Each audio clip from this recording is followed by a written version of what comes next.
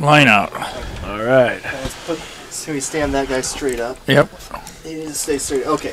So I'm going to hit play. What are you going to use your headset on, and we'll be ready to go. Put your Dan, foot. Dan, I'll let you lead the conversation. If I need to pop in, I will. Let me get my script here. So I'll shut up till keys of victory, right? You guys, or just tap me if you want me to say something. No, Dan will. One of us will introduce you and get you into the conversation. Okay. Well, let's kind of do a recap of last week's game, which I'll just let Dan lead. So when you're ready, Dan, I'll hit play. You want me to open it up? Well, I can hit play right now. So, and this is iPad is 4. Okay. So we are Radio Network.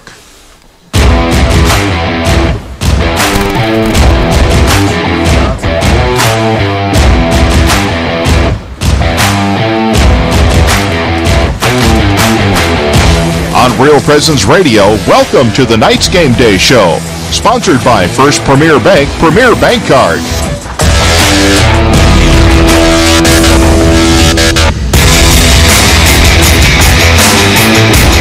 Welcome to Watertown, South Dakota. Tonight, the O'Gorman Knights are taking on the Arrows of Watertown High School.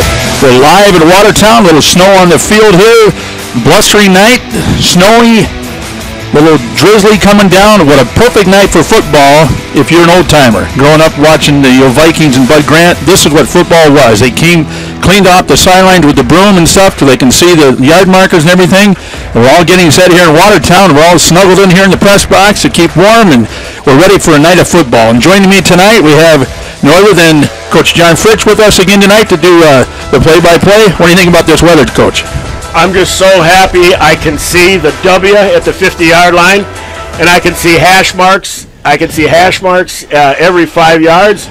And other than that, like they always say, the weather is a neutral adversary. So this is really something, but it's just great to be in Watertown, and here we go. And along with us is our producer extraordinaire, Brett Byler. Brett, thoughts right away for tonight? It'll be interesting to me to see how these two offenses play calling will be in this weather. I think you'll see more of a run-centric approach for both of these teams.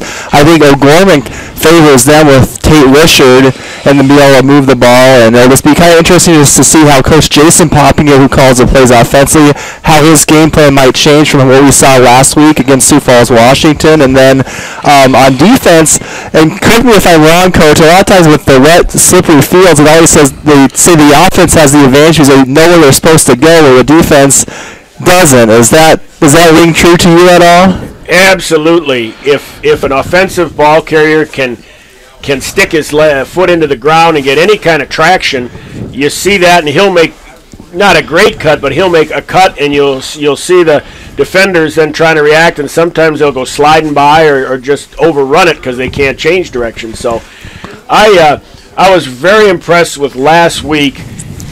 Coach Jason's play call here reminded me of Hayden Fry, the old scratch where it itches, and if Hayden Fry would find something that he thought was running, he'd scratch where it itches. And who's Hayden Fry? Hayden Fry, now the University of Iowa had a lot of fans, and the guy that put them on the map was Forrest Evashevsky after the war, who took them to 2 Rose Bowls, and then they kind of went quiet for about 20 years. And Hayden Fry in the late 70s brought him back, took him to Rose Bowls, Big Ten championships. But his offensive philosophy was scratch where it itches. And if something was there, you take it. And what was there last week against Washington was their secondary. Their corners were about 8 to 10, and their safeties were about 15. And we just ran that.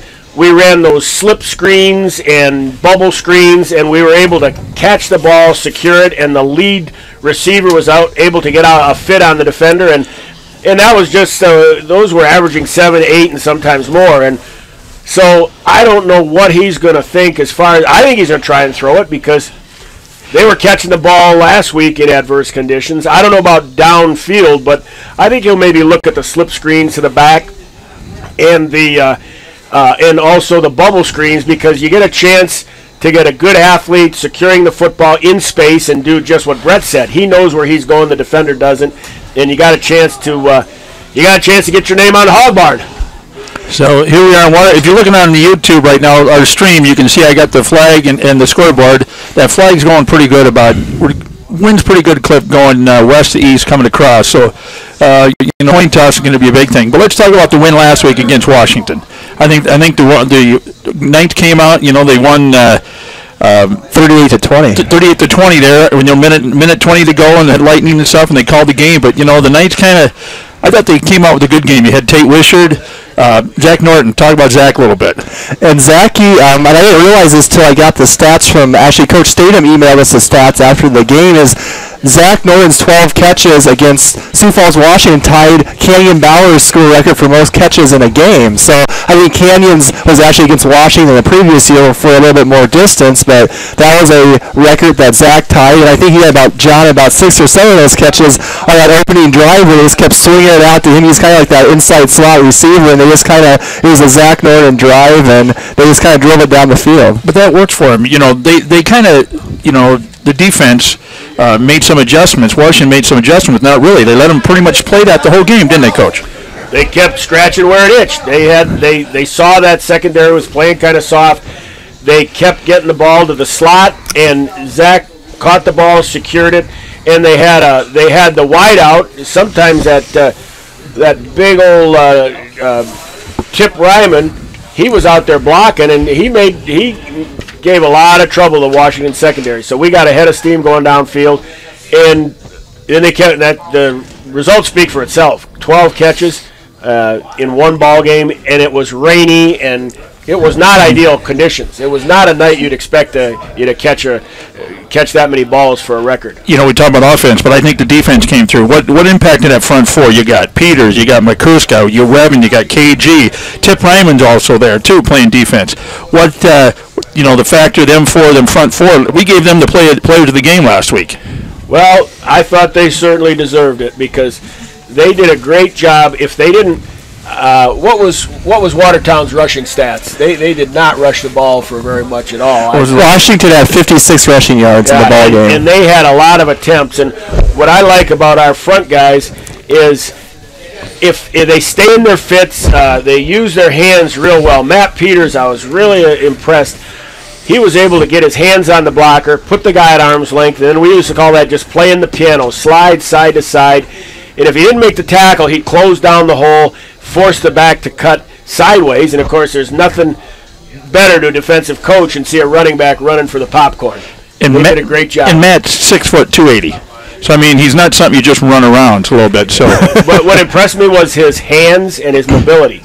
He has not just the measurables, but that's what we call the game within the game. The ability to get your hands on the blocker, extend him, and then have the feet to tempo with the football and make the ball get outside. He does a great job at that. And he gets a lot of help. Webben and the Ryman, those guys, they make our linebackers good players. Our linebackers are good players, but when you got good down guys in front of you, it makes you a better linebacker.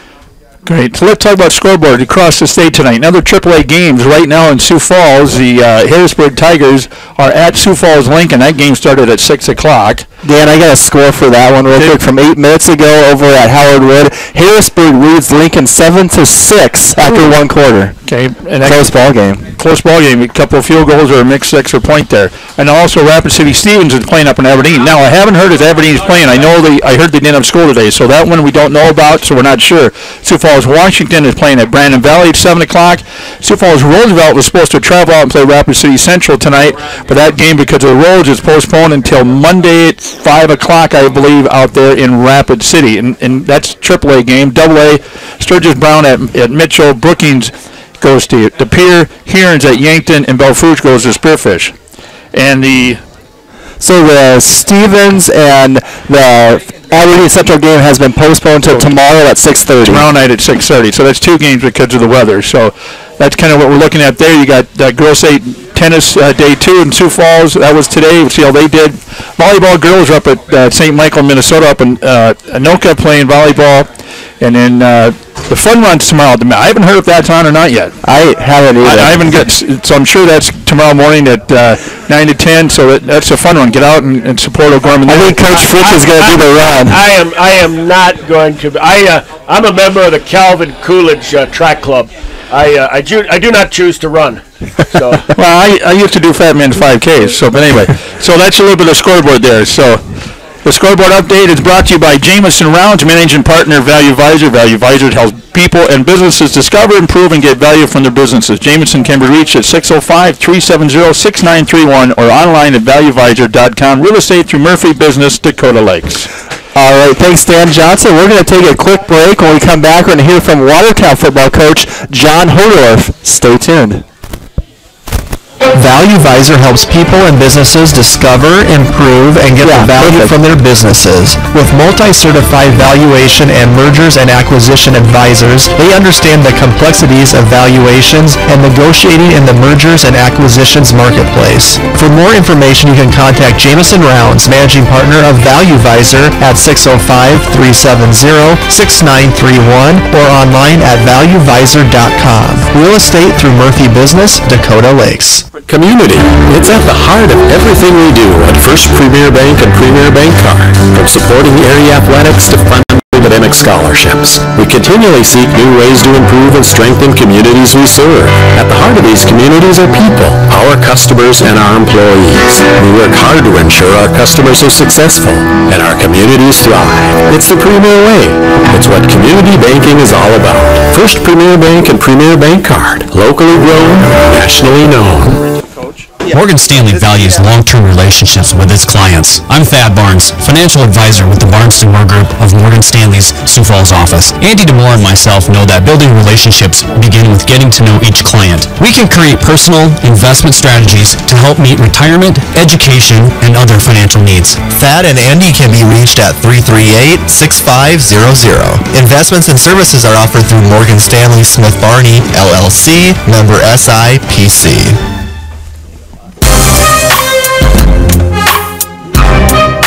Welcome back to the Knights Game Day Show, brought to you by First Premier Bank, Premier Bank Card. I'm now joined by Watertown football coach John Hodorf. Coach, your team lost at Harrisburg last Friday night 22-14 in a game where your team jumped out to a 14-0 lead. What did your boys do well at the start of the ball game to get that lead against Harrisburg? We just did a good job of executing all of our offense and defensive schemes right away early, and we did a pretty good job throughout the game. Harrisburg's got a good football team, and they made some adjustments to stop what we were doing, and we still moved the ball pretty well. We just didn't finish things. You just kind of answered my next question, was about not being able to put any points on the board in the second half, and what the biggest areas of offense you struggle with. And did you say, Coach, just kind of finishing drives was the biggest area in the second half that hurt you offensively? I mean, we got down with it in the red zone 2 or 3 times and just didn't finish the drive. So our offense did a nice job up until the end, and then we just got flustered a little bit, didn't do something, made a couple mistakes, and didn't get in the end zone. Coach, were you happy with how your defense played against Harrisburg Friday night?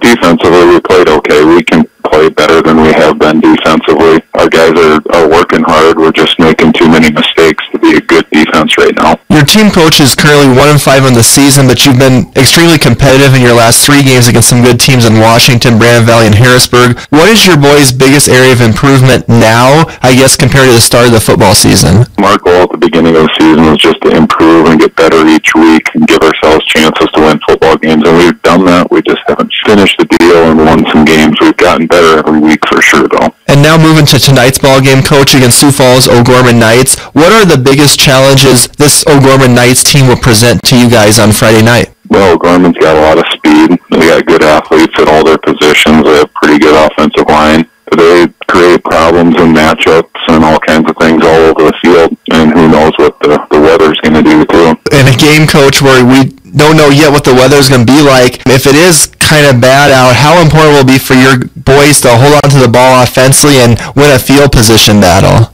Anytime you get big wind or weather that's determining the game a little bit, you need to possess the ball as long as you possibly can. You can't turn it over. You have to get a few first downs and try to get down the field as far as you can, and then win the field battle is huge in this game. And finally, Coach, what will be some keys for your defense against the O'Gorman offense tonight? Defensively, we just have to maintain our gaps and do what we need to do in the run game, and then in the pass game, we have to make sure we're covering guys up and doing what we can to get pressure on the quarterback. Thank you so much, Coach, for your time, and good luck tonight against Sioux Falls O'Gorman. Yep, thank you. And that was Watertown head coach John Hodorf. I want to thank Coach Hodorf for his time. We're going to take a quick commercial break. When we come back, we're going to hear from Sioux Falls O'Gorman football coach Jason Poppinga. Don't go anywhere. Whether you need to be fitted with eyeglasses or contact lenses, or you need a comprehensive eye exam, Barnett Vision Clinic in Sioux Falls utilizes the latest technology and treatments available. Barnett Vision Clinic offers a wide selection of eye care products, including sunwear, eyewear, and contact lenses to fit your specific eye care needs. Barnett Vision Clinic offers a same-day pay for patients without vision coverage. Their number is 605-335-7757 or online at barnettvisionclinic.com. Pregnant, one word, many emotions. Sioux Falls Catholic Family Services is ready to support you by providing free and confidential counseling to birth parents regardless of faith or ethnic origin. For more information, to speak with a pregnancy counselor, or to schedule an appointment, call Catholic Family Services at 605-988-3775 or email cfs@sfcatholic.org. This is Mark Konzemius. In 1987, Bishop Paul Dudley and a group of business leaders started the Catholic Community Foundation for Eastern South Dakota to help raise, manage, and distribute God's gifts as determined by donors' intent. We continue to grow their vision and legacy of faith. Many choose the Catholic Community Foundation for their charitable giving because of our commitment to Catholic moral and social values. Learn more about the Catholic Community Foundation. Visit ccfesd.org.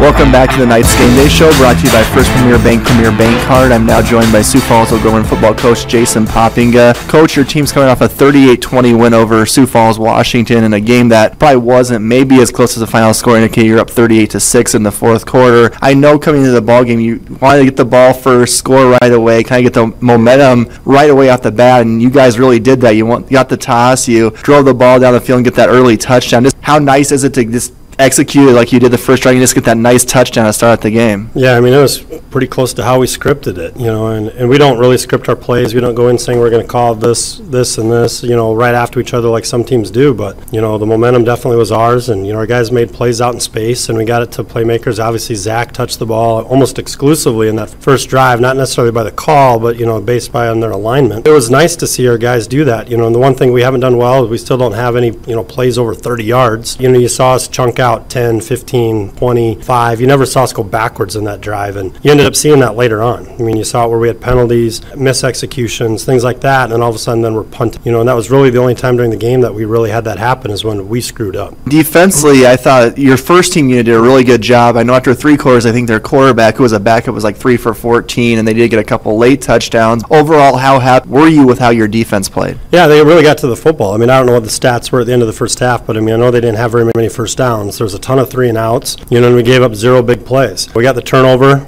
on the goal line, which turned into a touchdown right away. We got another interception that we turned into a touchdown. All those things that we talk about that we need to do. We need to, win the turnover +2 battle. We didn't turn the ball over, until the third quarter when we had the interception, which was, Teagan throwing to the wrong route, which was his mistake. It was supposed to be a deep throw, and he threw it short, and obviously it gets picked because the receiver wasn't even there. Outside of that, I thought we executed really well, and we took care of the football. Those are big keys in a game against, I don't care what Washington's, score is. We talk about inter-city rivalries, and especially Washington. Those are always big games. And, Coach, on your defense, and I know we've talked about them a lot this year, it seems like kind of a common theme with your teams the last couple of years is having really good defensive ends who can really athletic get after the quarterback, and you have a couple of those this year, Cade McCuska and Jonah Webben and Tip Ryman, and I think you had a couple of those instances in the game against Washington. I don't know if they had any sacks, but it felt like they were hitting the quarterback a lot. Yeah, a lot of pressure, making them get the ball out early. You saw later in the game when they started making plays, we didn't necessarily have the same pressure on them. Our defensive backs blew coverage, those sorts of things that kind of let them squeak kind of back into the football game. And like you said, that game was under control. And, realistically, the down parts we had was, we got a holding penalty early in the fourth quarter where we were going into score and really put the game out of reach. That ended up being a 30-some yard penalty from where we finished to the 15 yards that were tacked on. Then we didn't get the first down, we punt, and they go down to score. And those sorts of things that started to shift the momentum their way in the fourth quarter. Granted, the game was already won. It's those sorts of things that, we want to finish games off in style, I guess, and, do a better job of that in the future. How do you feel Teagan's kind of doing as a season progressive with just getting the plays from you and kind of recognizing the defenses and his reads? I know this is kind of his first year as a full-time starting quarterback. We're a little bit past halfway through the season. How do you see him doing right now? You got to have game experience, and game experience, lends itself to being more confident, and things will slow down. And you saw in the first half, he graded out really high. He made a lot of great decisions. He got the ball out quick to receivers that were going to make plays. We missed the one deep ball, but that stuff happens. Then in the third quarter, you started to see him get a little bit rattled through the interception to the wrong route. We made a couple bad mistakes as far as if we're handing it off or if we're throwing, resulted in negative yards and plays. And then you saw him kind of come back again at the end. So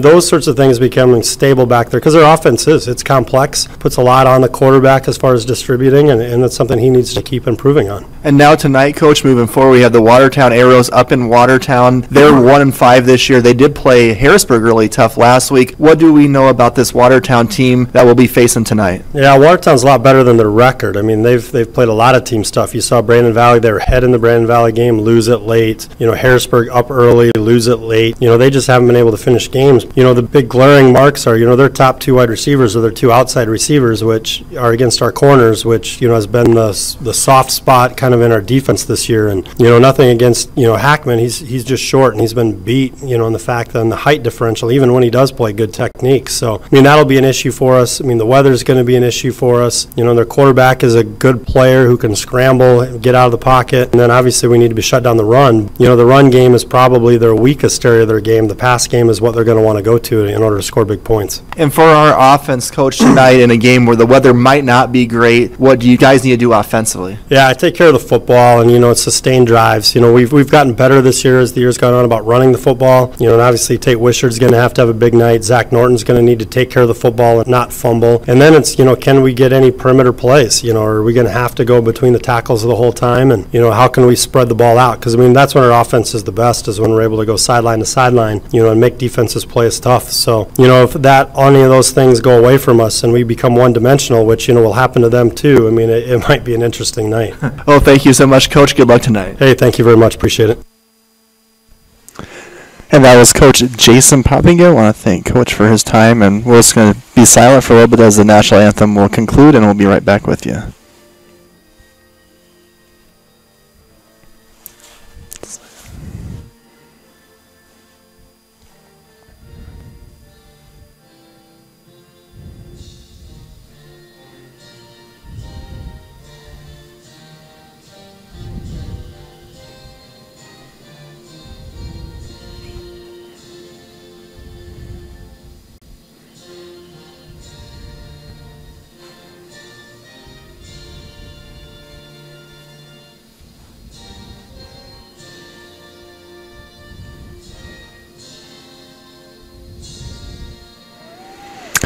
All right, that was the national anthem, and we want to thank Coach Poppinga right before that for his time. And now we have a special treat for you folks. It's the very first ever Keys to Victory by John Fritsch with Fritsch Benefits live on site. John, go for it. The biggest thing, it's mental. Two things. Don't take Watertown lightly. The record isn't that good. They've been in all the games. They play tough. Let's not let them get it together. Let's let that happen next week. The second thing is weather. Play the ball game. Forget about the weather. It's all in your mind. Just get out there and play. The big thing about this game is we've got to get better week to week. You look at AAA, it's never been this wide open.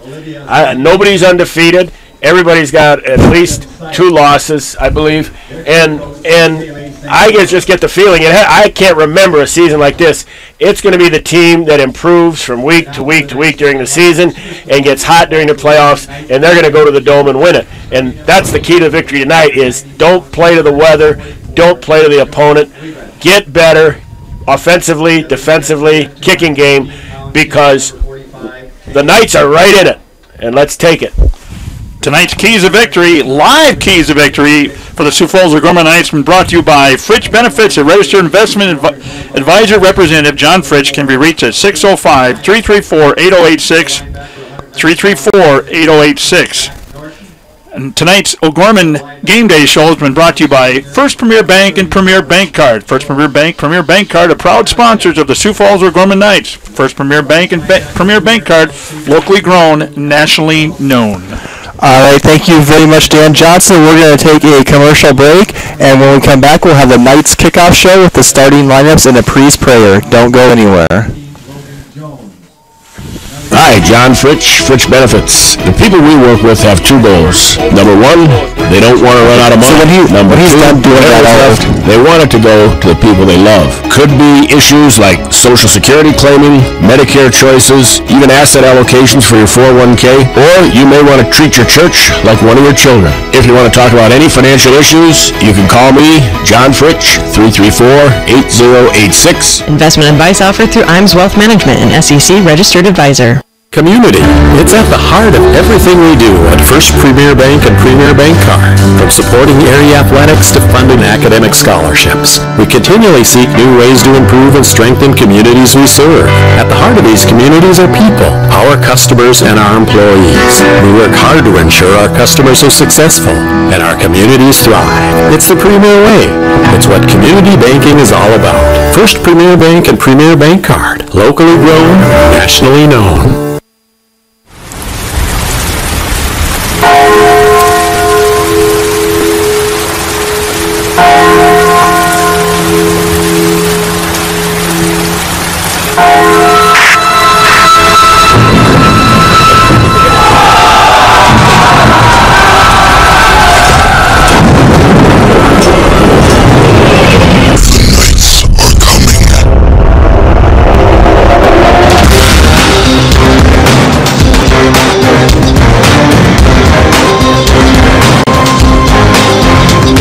On the Real Presence Radio Network, O'Gorman Knights Football is on the air.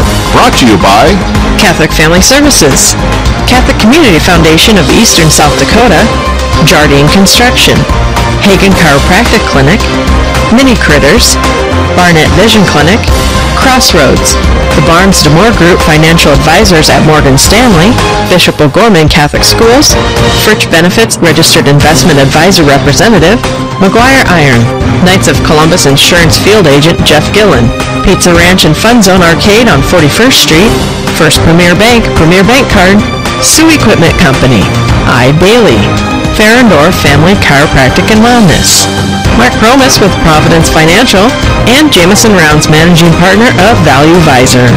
Kickoff to tonight's game is just moments away. With all the exciting action of O'Gorman Knights football, let's go to the field.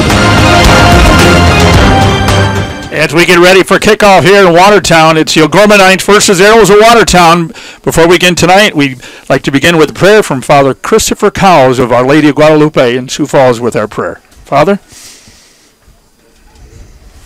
Hello, this is Father Christopher Cowles from the parish of Our Lady of Guadalupe in Sioux Falls. Let us pray. God, our Heavenly Father, you have created each of us with bodies, with muscles, with sinews, with our skeletons, and you allow all that we do to give glory to God. And you have told us that the glory of God is man fully alive. During the course of this game, please watch over all of our students who will be playing and giving glory to you as they sweat, as they exhaust themselves, and as they play with all their hearts. Please watch over them. Keep them safe, and allow each of them to keep good sportsmanship. Heavenly Father, we thank you also that we are able to watch and to enjoy their game. Allow us to not take it too seriously and to enjoy it with all of our heart. Please allow our faith to continue to guide us throughout this evening. And we ask all this through Christ our Lord. Amen.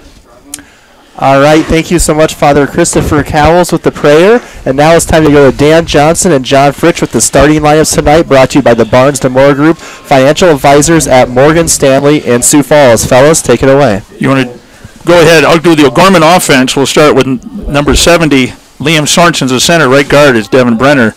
The left guard is Jacob Doden. The left tackle is 77, Will Waschenberger. The right tackle, 55, Eddie Myler. Our wide receivers and their slots at 16, Logan Jones. Number 2, Sam Stukel. 13, Zach Norton. Number 4, Tip Ryman. And running back is number 30, the senior, Tate Wishart. And our quarterback is a junior, number 10, Tegan Schlimgen. OG defense with malice in their hearts. Matt Peters, junior, number 66. Jonah Webben, number 44, senior, down lineman. And Cade Mikulska, number 45, senior. Outside, Tip Ryman. And then we got Alec Kowalczyk, Joel Matichek, Jacob Bird at one corner.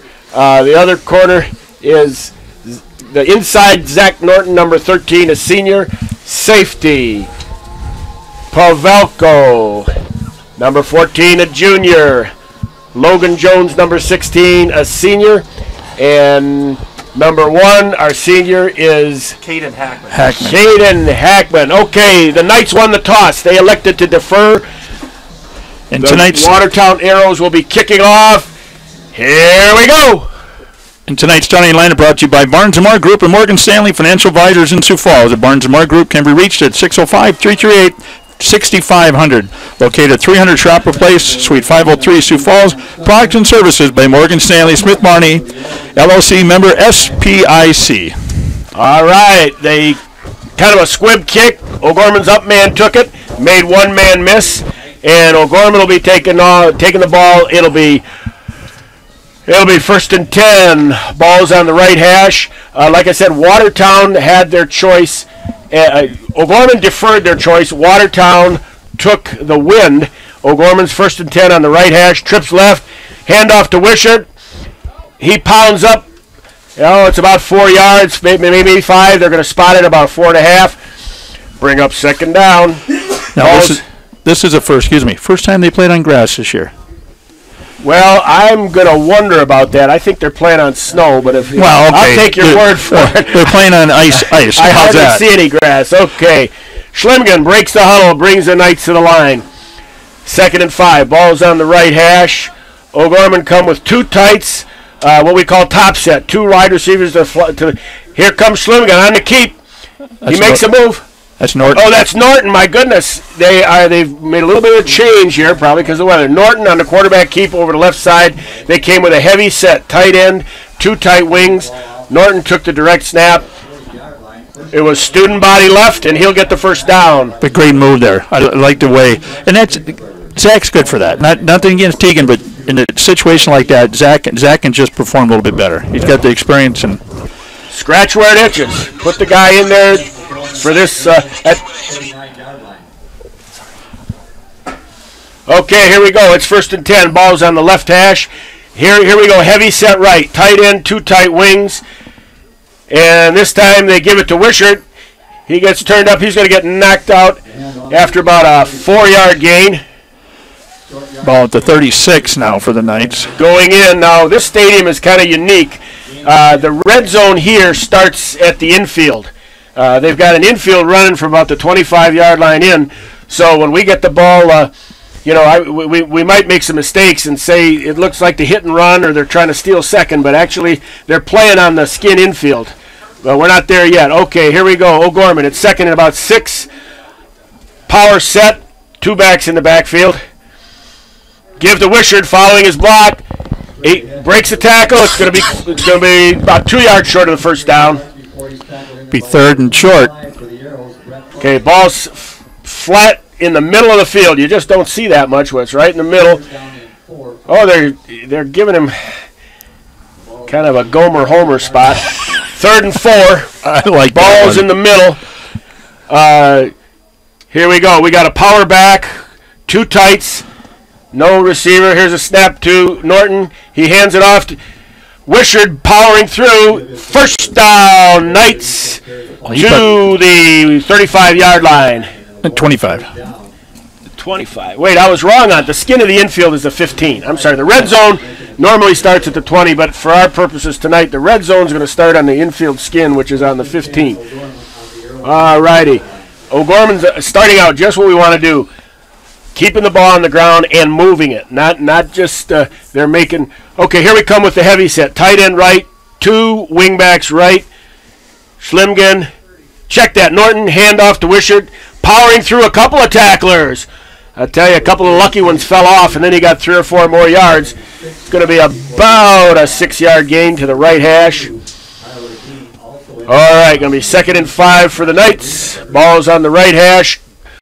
Going right into the skin of the end, and there's a heck of a puddle in the third baseline. So we coaches got to see that and run to the left. Here we go. Power set, tight end and 2 tight wings. Norton sets him in the gun. Power. They kind of stopped it up there. Yeah, they blocked him in good there. Good right up the middle. Good job by Watertown's defense. We're going to come to a 3rd and 4. Ball's on the right hash.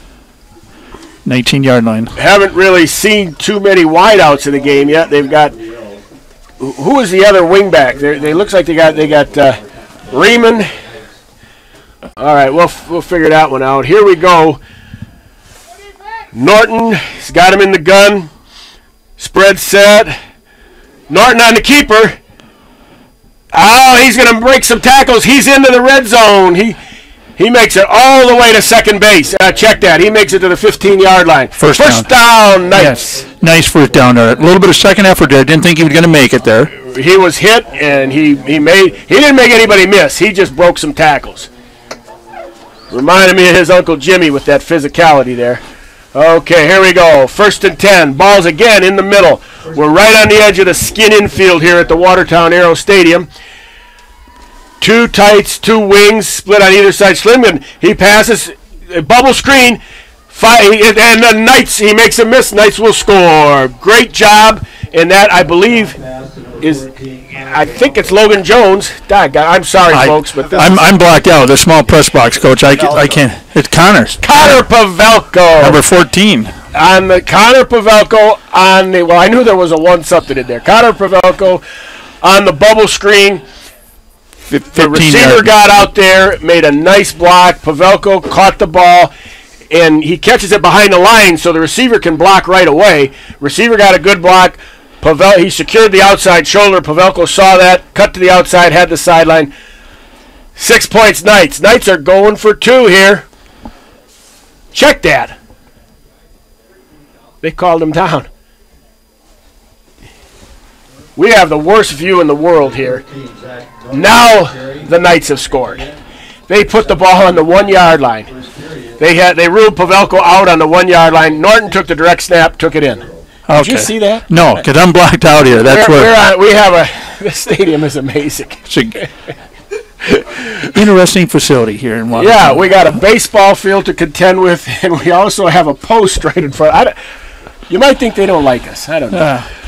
And we get the windows steaming up here, folks. Yeah. So that way, we apologize for the live stream. Okay, we have to check. And he can't see the end zone, and I can't see the scoreboard. Now, why in the world does the scoreboard say 6-0? Did they make the extra point, or they? Well, that was a 2-point then. Oh, okay. Yeah. Gee whiz. The dummy on the far side had the first down marker up. Yeah, and you don't do that. Yeah, you don't do that. Okay, here's what happened. Pavelka scored, and Norton got the 2-point conversion. The scoreboard still says 6-0. Yep. Or did he not? He must have got the 2. No. Sorry, folks, we're kind of blocked out up here. Okay, the reason I thought that it was that they called him short was the guy on the far side had the down marker up showing a 1, which fooled me. Here's Pavelko. He scores a touchdown. Now he's going to kick it off. The score is 6-0. 7:35 to go in the first quarter, live from the snowy field, icy field in Watertown, South Dakota. We got Knights kickoff lined up. Kicking team. The kicking game continues to get better. The ball goes off. Pavelko takes his step again for the second time, and the wind blows the ball off the tee. So, all right, we're gonna bring 13. 19. 19. Okay, we got a holder now. Drew Kraus. We got Kraus holding. He's doing a great job.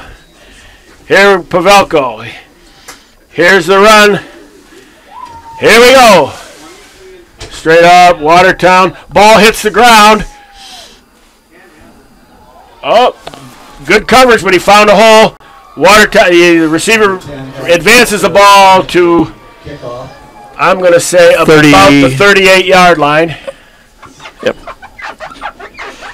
Got an update in Sioux Falls. The Harrisburg Tigers lead Sioux Falls and Lincoln 7-6 at half. So Harrisburg is 5-1, Lincoln's 5-1, and halftime Harrisburg Tigers are up 7-6 over number 2 Lincoln. Okay, let's see if Watertown sticks to the ground, but they are spreading the field with their wideouts. Let's see, Peters, Makoska, Raymond, right up. He makes a cut outside, inside handoff, made a nice cut. He'll get about 9 yards for the Watertown Arrows there. I think they gave it to him. They gave him the first down, Coach. Oh, he's waving him. It is a first down. And they got the wind to the back here now. Yeah. So that's going to really, they really got three wideouts again here. So what's Watertown going to do? 1st and 10 for the Arrows. Ball's on the 49-yard line. It's on the right hash. Spread set for Watertown. Here's the snap. Fake it. Bubble screen. Oh my goodness. We were going for the pick 6 there. Turn sideways so I can see you there. Hackman. That's Hackman, our corner. Oh, he came up. He just about had it, Coach. What they try to do on that play is it's a pass behind the line of scrimmage. It's a forward pass, but it's completed behind the line of scrimmage, so the lead receiver can go out and block the lead defender. You're trying to get him a chance to catch it clean and get in the open field. Hackman did a great job getting underneath the block, broke on the ball, and if he was 6 feet tall, he'd be in the end zone. Okay, here we go. 2nd and 10 for Watertown Arrows. Motion to trips. Oh, whoa! The fullback moved, so we got a offside. Good thing he moved because the snap was bad, and we would have got the football. But it's going to come up 2nd and 15 for Watertown. They're on the right hash. They have the skin infield to their backs, and it's about the 44-yard line. Judging by the way their set is, they're going to try and throw the ball because O'Gorman was pretty tight, except that play when Pavelko scored. That was about the only time they had a wide receiver split out. Okay, here comes Watertown. Trips to the left, single split to the right. Keep for the quarterback, right there, and that is, I believe, Kowalczyk, number 22. He didn't run with the jet sweep like so many guys do. They were in a trip set. He faked to the fullback. Quarterback kept it. Nothing doing. So this is kind of interesting. The coach is hollering the plays in, so I'm looking at the players there. They're all looking down at their armbands and stuff, and a little bit different. And the receivers don't ask here. me what they're doing. When I worked for Cater, he used to have the quarterback run 80 yards to come, and he'd tell him the play, and he'd run 80 yards back out there. So this stuff is amazing. Okay, here comes Watertown. Trips left. He's throwing it up. Right there, Hackman. I tell you what, Hackman played it as well as a corner can play it. He's outsized by that receiver by 3 or 4 inches, but he did a maneuver we call pin the hip. You run right alongside the guy. You put your hip right on his. You watch his eyes. When he turns back, you turn back. It's got to be a perfect ball between the receiver and the sideline, and that ball wasn't perfect. So that ball was defended as well as possible. And the downside to that is he's got Caden beat by about 5 inches, 6 inches. So Caden did a great job there. But if you pin the hip, it negates. Doesn't matter. Right. If you play good technique, it makes up for a lot of shortcomings. Watertown to punt. Okay, line of scrimmage is about the 45. Whoa! Oh, don't throw it. He did. Oh, gosh. The question here is it going to be running in or roughing? If he calls running into the punter, it'll be 5 yards, and they'll re-punt it because that'll bring it to. And that's Cade. Cade got in there, so. Oh, gosh. If he calls roughing the punter, it's going to be a big one in a first down. Looks like, is the quarterback going back out there? I believe so, yes. Yeah, I think he's going to call the personal foul. He's going to call. Nope, he's going to call running in. Okay. So, well, the quarterback is the punter. He fooled me. Okay, so instead of It's going to be 4th and 10 instead of 4th and 15. The ball is right in the middle of the field. Watertown will punt, and our deep backs, I believe, are Bird and... Okay, ball's off clean. It's a line drive punt, caught clean. We're at the sideline, and 13 is... Norton. Zach Norton fielded the ball cleanly, slipping and sliding, but he got the ball up to the... We haven't played on this side of the field, so it's still all snowed in. Let's see. There's the 50. It's going to be Knights ball on the 30-yard line. Coming out. So 5:50 to go here in the first quarter. Knights up 6-0 here from Watertown, from the snowy field of Watertown. You know, the one good thing about that skin infield, that's the only part that the snow did not form on there. Here come Knights. Okay, two tight wings on either. It's a balanced set. Okay, motion to double, handoff to Wittry. Check that. To Wittry. Handoff to my man, Don Nottingham. And he busted up there for about 4. Wittry, he graduated. He's up for state now. I know. I am so sorry. See. And you put Ed Stuckel in motion there. I like that. I get to be my age, and you remember these great players, but no. Here we go. 2nd and 7 for the Knights. Ball's on the right hash. 34-yard line. 34-yard line. Balance set, two tights, two wings. Motion to the big field with number 2. Handoff, makes the cut, and he takes it all the way to about, we're going to be 3rd and 3. Ball's going to be about like the 32-yard line. That was Sam Stuckel. And Sam on the play before ran in motion and was kind of a decoy. Here they opened up and handed it to him. Same type of formation, just a different. Yep. I like that. And it's tough backfield action because he finishes off he fakes then to the fullback. So this is a set I haven't seen. Okay. Oh my goodness. There's actually a quarterback. He's taking the center. They're in the I formation. Two tights, tight wing. Rolling out. He's got a man in the flat. Great. Oh, it's going to be awful close. He made it. I think he made it, but... No, the far line judge came up. It looks like they're going to move it. First down, Knights. Nice rollout. I like that. Yep. And he took the short man. He had an out cut at about 12, and he had a flat underneath that at about 4. He threw the short one, and we were able to turn the ball up and make the first down. And into the wind. And the wind's pretty good because the flag's flying pretty stiff up there, so we got a good wind here. So it was a good decision by Zach because he took the short route. Okay, no, wait, we got Schlimgen in there now, don't we? Yep, good decision by Schlimgen there. Okay, Zach Norton in motion. He makes a cut. He's going to cut and slice. He's going to slice all the way down to the 40-yard line on the far side of the field. Great. Zach Morton running the jet sweep out of the tight wing set to the other side, and it's going to be 1st and 10 for the Knights on the 42-yard line of Watertown. They're heading for the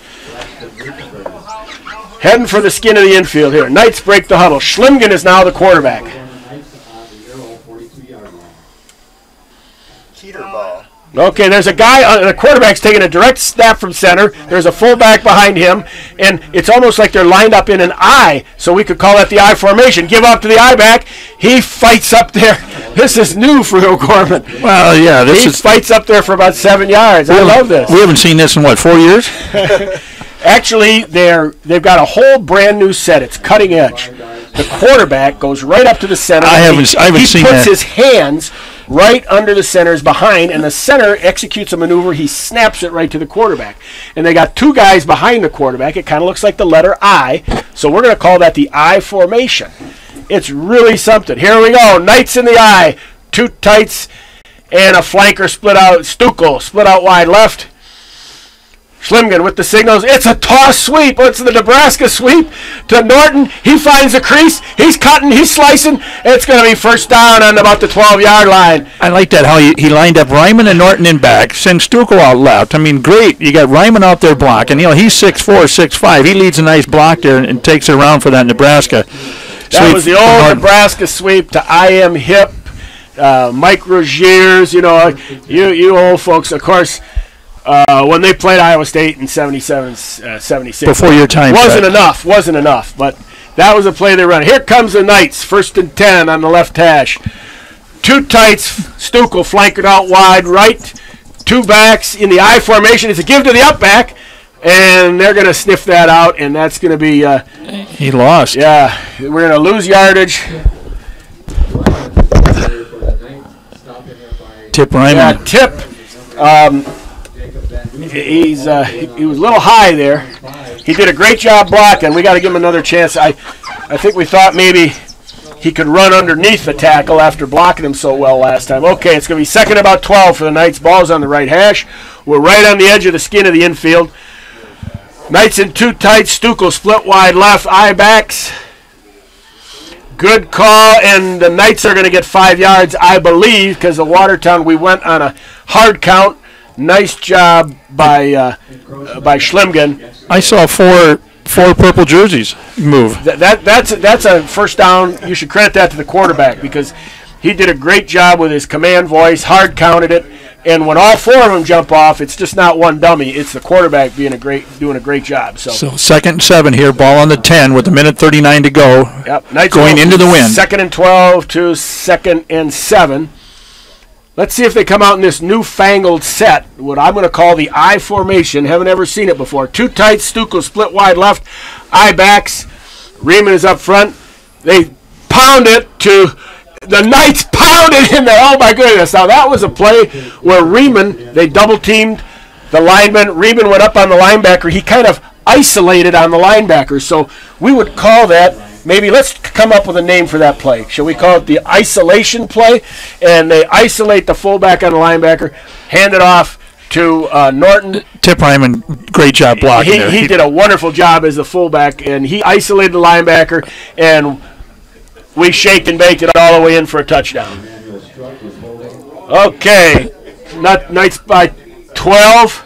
Struck will hold. Connor Pavelko, he sets his feet. I hate a kicker on this. This is terrible. This is dangerous. He gets it up. It's spotted. And it's no good. And when is, I tell you what, when is Connor Pavelko going to miss an extra point? That is strictly, that part of the field is unplayable. So we got minute 17 to go in the first quarter. The Knights up 12-0. We'll be back after the 60-second timeout. Live from Watertown, O'Gorman Knights versus Watertown Arrows. Values long-term relationships with its clients. Andrew DeMore and Thaddeus Barnes, financial advisors with the Barnes DeMore Group of Morgan Stanley's Sioux Falls office, know that building relationships begins with getting to know each client. Andrew and Thad can create personal investment strategies to help meet retirement, education, and other financial needs. Andrew and Thad can be reached at 338-6500. Investments and services are offered through Morgan Stanley, Smith Barney LLC, member SIPC. Pizza Ranch and Fun Zone Arcade on 41st Street in Sioux Falls has something for everyone. They offer a buffet featuring pizza and chicken.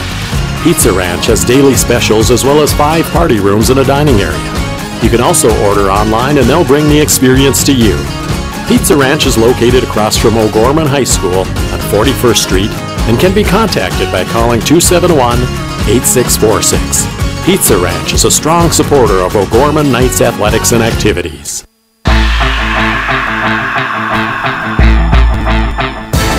Welcome back to Watertown, South Dakota here. Minute 17 to go in the first quarter. Knights up 12-0 here, and we're going to kick off. Pavelka will put the ball on the hash. We've got a holder. And again, I don't think Pavelka had a chance on that skin infield. He boots it. Here we go. Ball's on the ground. He's trying to run across the whole Knight front. This should be good for the Knights. He does manage to cut it up. Oh, ball's down. We strip it. Oh, no. The receiver is making the... He said he was down. Well, he wasn't down. I'll guarantee you that. He may have... He's calling forward progress. But let's go to instant replay. Yeah, there we go. There we go. We just had the Pizza Ranch ad, and I'll tell you, I love Pizza Ranch. Michael Ferris, he is always, I walk in there, he knows what I want. Canadian bacon with mushrooms. He had one, I said, Mike, I'm not that hungry. I can't eat a whole one. He says, hey, I'll cut it in 4 slices for you if you're not hungry. Then you don't have to eat 8. That's the kind of service you get at Pizza Ranch. So they did call, they give it to us, but he couldn't take it in. He couldn't run it, so he couldn't advance it. So here's the call. So yes. it is O'Gorman ball. It's going to be Knights ball. He ruled that the Knight could not advance. Great job for the Knights. Here we go. 1st and 10 in the middle. Ball's on the 25-yard line. 2 tights, 2 wings. Stuckel on the off tackle, breaks a tackle, he gets it down to about the 15-yard line. The Knights are in the, they're not in the I, they have 2 tights, 2 wings. Stuckel's at the right wing.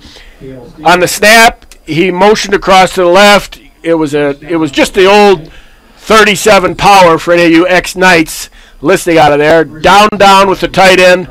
And the tight end, the wing blocked down. Fullback kicked out, and Stuckel found the hole. We're on the 11-yard line. First and 10. Check that. We're on the skin of the infield. We're on the 11-yard line. First and 10 for the Knights on the 11-yard line. I formation, baby. 2 tights. Stuckel split wide right. And it's the isolation play again. He's bombing it. He's rambling. Wishard right up the Wishard is in the I formation. Now that's deadly because that means he's 7 yards deep and he has a whole downhill run to get going. They've got ball on the 4. Ball's on the 4. I believe we can make a first down. I think they're going to let the clock go. We got 20 seconds to go, so I think they'll let the clock run down. I think OG, yes. For the I believe we quarter. should be thinking, get out of the skin. Let's go down and play on this crap. Let's play in the other on the snow down at the other end. There we go. Good job, Coach. So 7 seconds ago, we got down 5, 4. That will do it the first quarter. The Knights lead 12-0 here at the end of the first quarter from Watertown. Hope you're enjoying it. It's a little bit sorry for the video because we got windows that are fogging up on us and everything. So we'll be right back after the 60-second timeout.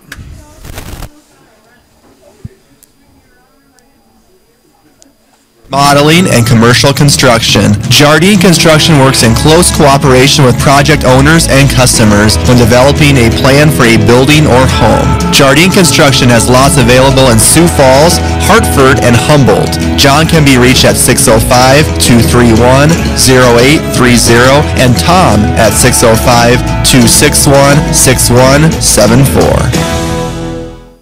Providence Financial is committed to protecting what matters most to you, your family, and your future. Mark Promis, a trusted choice independent insurance agent with Providence Financial in Sioux Falls, does not work for any one insurance company. He works for you.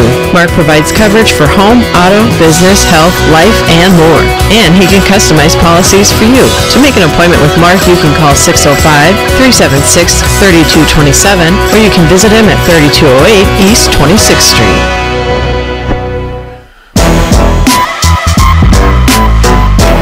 We're back in Watertown.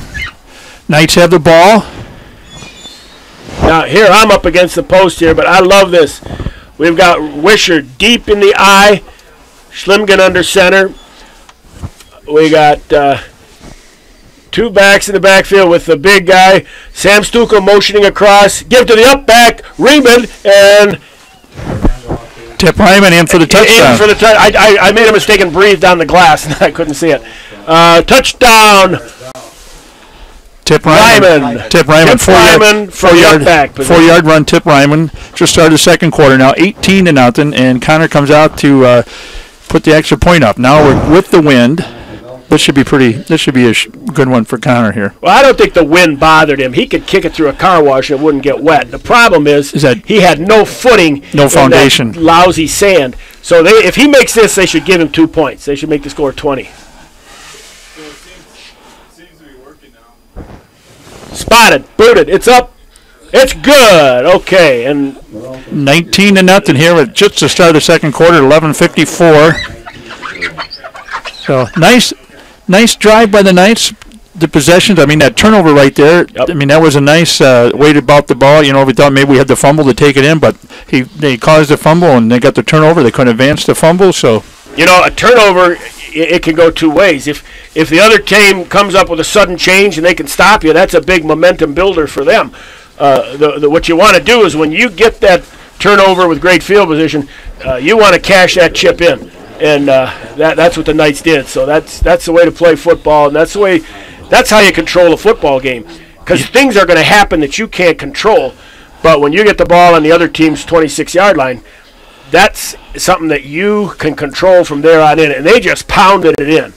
I-backs, I mean, I tell you, Ryman looks like old Maury Damkroger back in the days, and And Norton looks like Jeff Kinney back in the days of Bob Devaney. Now, nobody remembers that. Got an update to state tennis tournament. O'Gorman finished third in the state today. And congratulations to Lady Knights in the state tennis tournament. So we're off to a good start this weekend.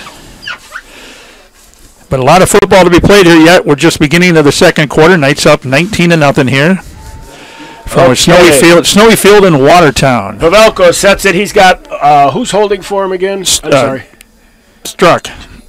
Emmanuel Struck is holding. Pavelko, we're going to give him a workout between extra points and kickoffs. There it is. Here we go.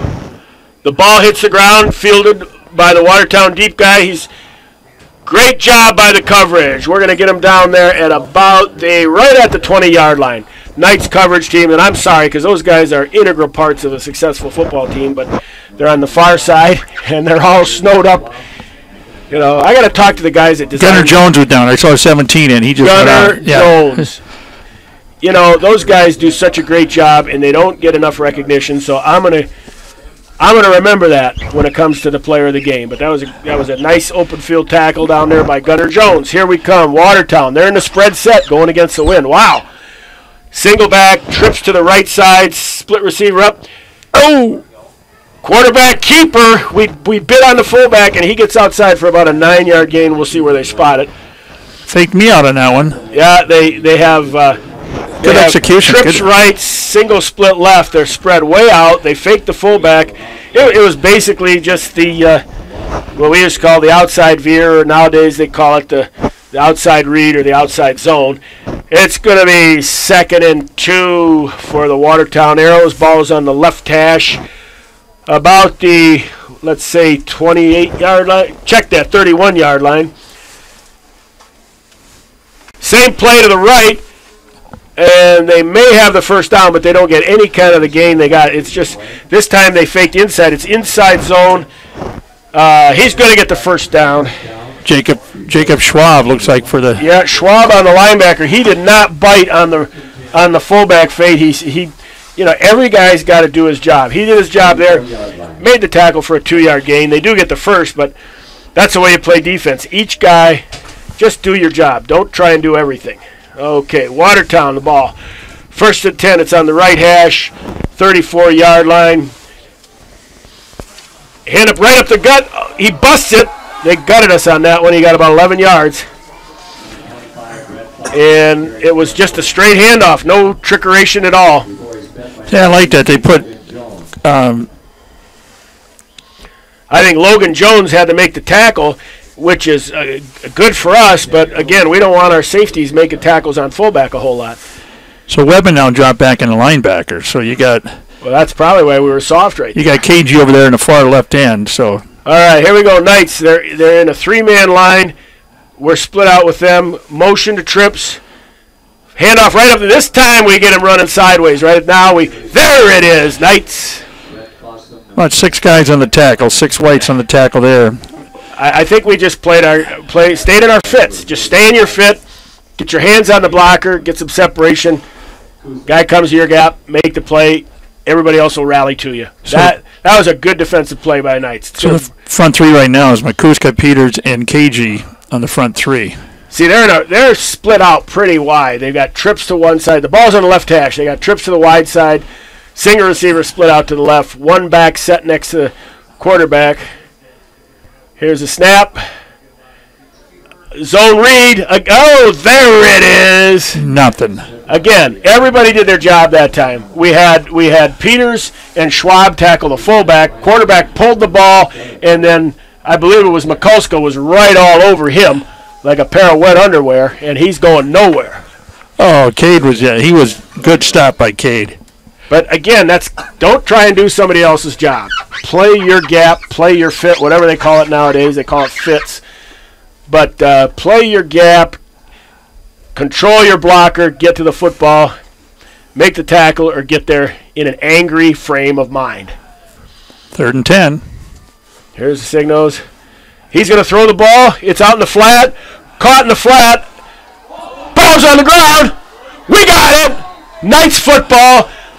There was an open field tackle, a cause fumble. Now there's a stat dream. It's 15, right? Logan Jones. This is a guy's. He gets 3 stats. Andrew Nelson. 15's Andrew Nelson. Well, the guy in the stadium says Logan Jones, but I believe it's 15, which would be Nelson. It's 2 turnovers now. Okay, they threw the ball out in the flat. Nelson gets credit for an unassisted tackle. He gets credit for a caused fumble, and he also recovered the ball, so he gets credit for a recovered fumble. Now that trifecta. That's man, oh man. Knights in the spread set now with the wind at their back. Trips to the right, balls on the left hash, single receiver split left, and we're back.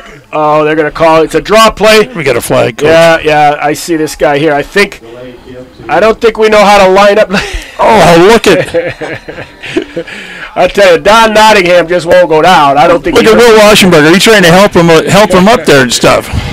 You know, I tell you what. Forget about the weather. Just put your shoulders down, drive your legs, and have some fun. They're having fun, is right. That's the main thing. Yeah, nobody gets hurt. Everybody has a fun time. You know, this is like. This is old school, except I didn't know how to call it because the quarterback was 5 yards behind the center instead of up under him. They were in some kind of newfangled set. We'll just call that the shotgun, maybe. But motion penalty against the Knights, I didn't see it. Anyway, 8:27 to go here before half in the second period. Knights 19, Watertown Arrows 0. Knights are driving. Okay, 1st and 15. Trips to the right, single receiver left, ball's on the left hash. There's a bubble screen. Ooh, that could have been dangerous. That would have been pick 6, we Coach. didn't do a good job. Our lead receiver did not do a good job blocking their defensive back, and he got through, and he got a hand on the ball. If that play is going to work, see, he's got to do his assignment. The lead receiver has to be a blocker so that we can get a clean catch out there so that Norton can – he had 12 of them clean. I don't know. The arrows are not as loose as Washington was last week. Oh, no, and I'm sure they saw that in game film. Washington's corners were a good 8-10 yards off, so we had a chance. Now here they're rolling up. There's maybe 6 or 7, but they're not as loose. Okay, there's a gift to Wishart. He makes a cut. He's cutting and slicing. He slices all the way up. He might make – it's about 14 yards. It's going to be short about a half a yard, Coach. Just by the nose of the football going to be short. 3rd and a half a yard. Okay. 45.5 yard line. The arrow is 45. Here comes a bubble screen, right? No, the slip screen, right? No, I think we got a guy that can convert this. Oh, they marked it back. It's 3rd and 1. Trips right, split receiver left. Ball's on the left hash. Schlimgen with the snap. It's a slip screen. Makes a ball. Makes a miss. Now that's 14. Connor Pavelka. Yep, our kicker. He's out there. Nice move by Connor. He got to save his leg, but he lined up as a setback. And I think they were looking for the ball up the middle, and we slipped it out to him in the flat. He planted his right foot, squared his shoulders, got downhill, and got the first down by about 5 yards. Tate wasn't even in the backfield there, was he? He was not. That's why I was going to say they can't go to the fullback, but they got it to him. Here we go, 1st and 10. Ball's on the right hash. It's on the 40-yard line. Trips left, split receiver right, single receiver. Oh, my goodness. And he gets sacked. Schlimgen was set up to pass, and we had an offensive lineman get overwhelmed, and that's a 9-yard loss. The Watertown Warriors get a big negative yardage play against us. 8 yards, so yeah. It'll be 2nd and about 18 on the 48. So again, we're blocking the daylights out of them on the run, but you know these things will happen, and you got to be balanced. Okay, here we go. Twins left, twins right. Single back set. Slip screen to the left, and they do a great job. And he dropped it. Yeah. Well, we got hit right as the ball got there. Get up, Tate. That's dangerous. He's up there in the air. He stings himself, and he got hit good. Maybe knocked the air out of him. Kind of got hung out there a little bit. And the Watertown player made a good, clean hit, a good, clean, hard hit. But that one hurt. 3rd and 21 now. Yeah. Okay, here we go. Knights coming up 3rd and long. Wind to our back. Twins to the right, twins to the left. Single setback. Wishart is still in there. Here's the snap in the gun. We're throwing it up down the middle. Caught! Caught by First down, Knights caught by Norton. Norton came up there and he just kind of, he kind of zigzagged across there, the slant across there, and he was wide. And good, Stukel get the ball to him, the window of the back. Great pickup. Well, they ran 2 wideouts deep, kind of cleared out the middle.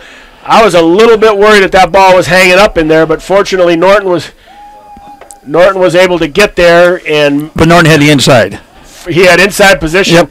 I was just worried that was a tough throw. But Schlimgen, he did it. Here we go. No backs. Trips right. Twins left. Slip screen. Caught. First down. Cutting. Slicing. He's down inside the 15. First Norton. Down. Knights. Norton again. Nice pickup by Zach Norton. Yep. It's that credit has to go to that receiver out there, and I think that's Jones. He's doing a great job blocking so that Norton can secure the ball, turn his shoulders up, and make positive yardage. Okay. 1st and 10 for the Knights. Ball's on the right hash. It's on the 13-yard line. Twins on both sides. Single setback. Here's the snap. Quarterback delay, and he's sacked for the... Well, I think it was a quarterback draw. I think he was going to try and throw it and then try and find something in the middle, but there was nothing there. So when you start off 5 yards deep and you run the draw and it doesn't make it, it's going to be second and about 14. It's a ball on the 15-yard line. Ball's back to about the 15. They're calling it 2nd and 13. 4:40, the clock's running, 19-0. O'Gorman leads in the second quarter. Ball's on the right hash. Twins left, single receiver right. Schlimgen to pass. Throws it over the middle. Nice play by the Watertown safety. Comes over the top right at the time. He got there the same time the ball did and got the PBU. So you got to credit Watertown safety on that one. Kyle Stevenson, 5'10", 180-pound junior. Nice play by Kyle. Yep. It was the mirror of the play that Norton caught for the big gainer, and but I think Stevenson was looking for it. It was not. It was a clean pass breakup. No, that was a good play. Okay, here come the Knights. 2nd and 13. Ball's on the 15. We got and here's a timeout. I believe O'Gorman is going to be. Yeah, there's a little miscommunication there because Schlimgen was looking over at, I'm not sure who was at Stukel, I don't want to say names, but looked over and said, here, line up over here, and Coach Popinka said, let's call a timeout. So let's take a 30-second break. 4:26 to go, Knights up 19-0 here in the second quarter. We'll be right back. The Catholic Community Foundation for Eastern South Dakota has been helping donors express their gratitude to God for His many blessings by supporting ministries that they designate. Hi, this is Mark Kenzemius. Learn more about how you can leave a legacy of faith by calling 605-988-3788 or visit ccfesd.org. The Catholic Community Foundation, helping people grow deeper in love with Christ by sharing their gifts in gratitude to God.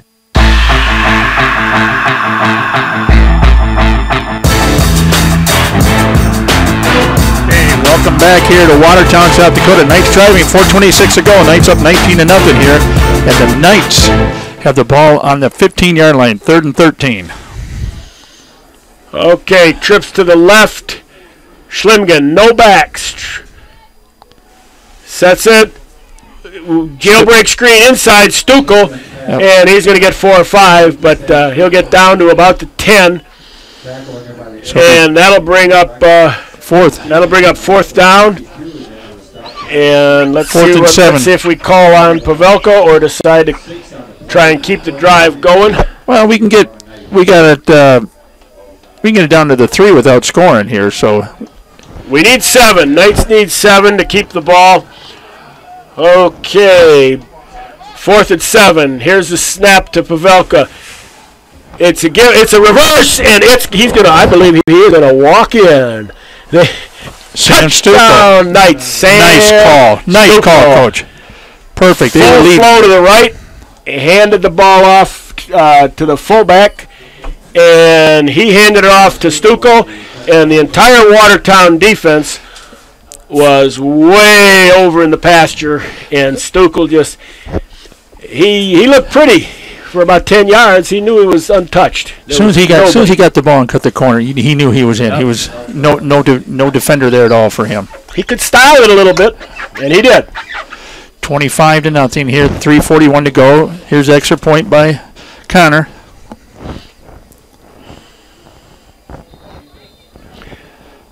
Struck is kind of he looks like a pitcher trying to work on the mound, trying to get some footing for Pavelko. Here's Spot. Here's the boot. It's up, and it's good.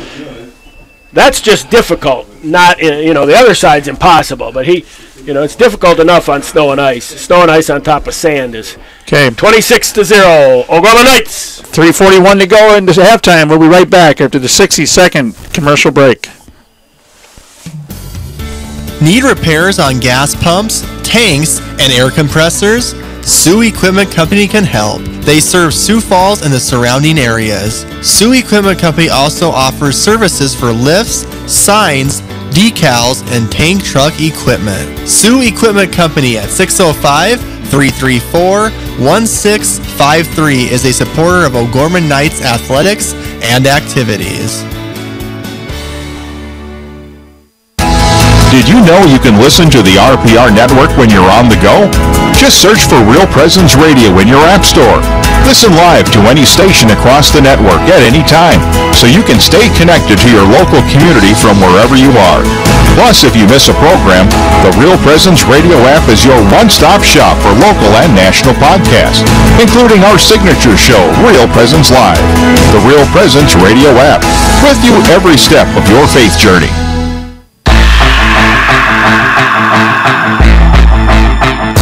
Here we go.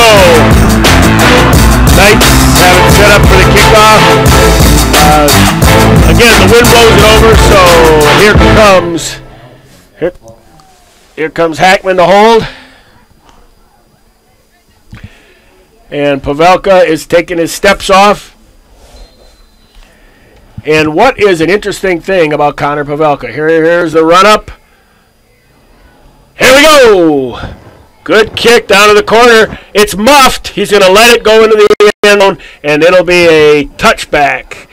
Good play by the Watertown area. Andrew Nelson kicked. I just saw that. I just looked at it. I'm like, that's 15. Nelson's kicking. Connor's not kicking. I said, what's different about Connor Pavelka is he's kicking with his left leg. So that didn't. That's my other right. Yeah.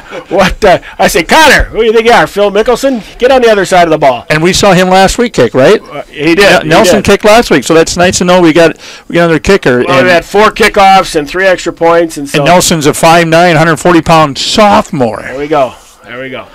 All right, here come the Arrows with the ball. They got twins on both sides. It's 1st and 10. Ball's on the 20-yard line. It's in the middle of the field. Quarterback keeper, again, they ran that play for good yardage. Nothing here. There it is, Knights defense.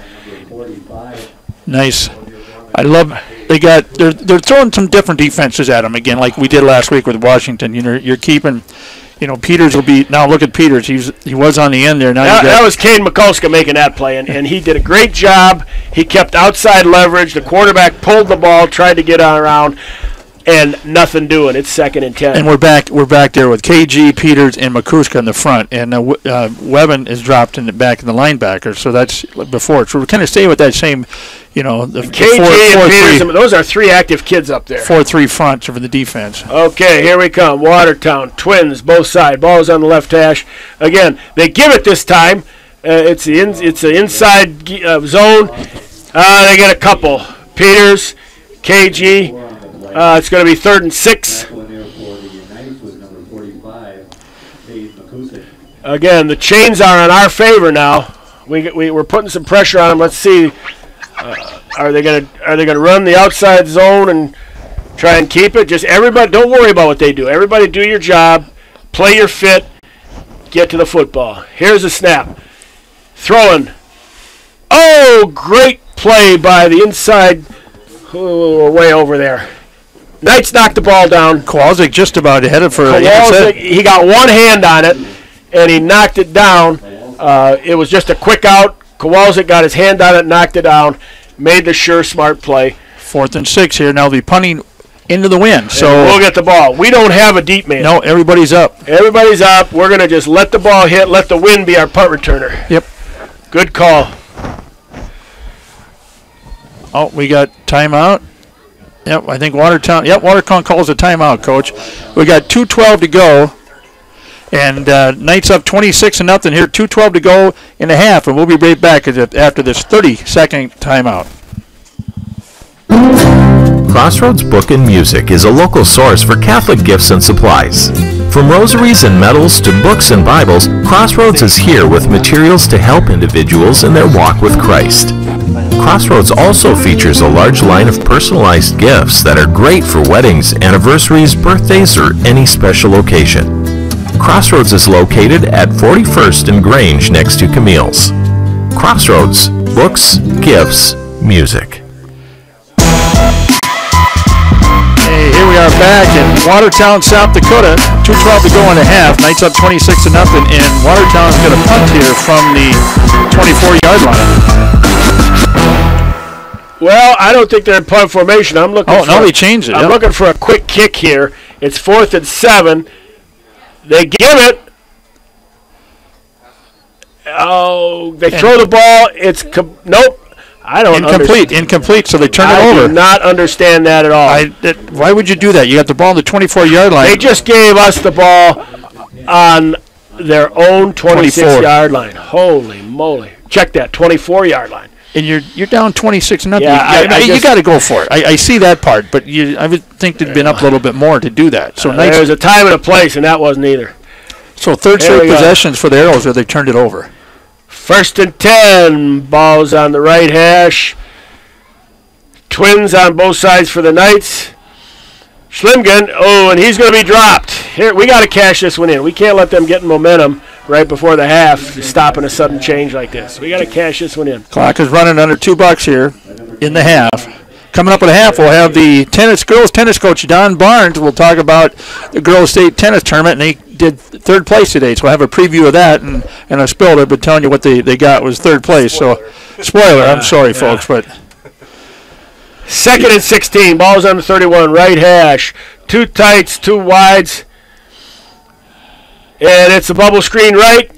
He gets outside, and he'll get about a 7 or 8 yard gain. It's going to be 3rd and about 7. Nice pickup by Norton. Yeah, caught the ball, was able to get outside, but a good reaction by the Watertown defense. Again, Norton's getting some good blocks. Now they're going to mark it back. Okay, we're in hurry up here. 3rd and 9. Ball's on about the... And they're looking at the clock, so coach would tell him to hurry it up. It's a give to Wishart. Wishart cutting and slicing. He's still on his feet. He's driving. He'll have the first down. Ball's in the middle of the field now. It's about down to about the 11-yard line. Clock stops where they reset. Clock is going to stop to reset the chains. Knights come right up on the football. They're ready to snap the ball when the official winds the clock. Here we go.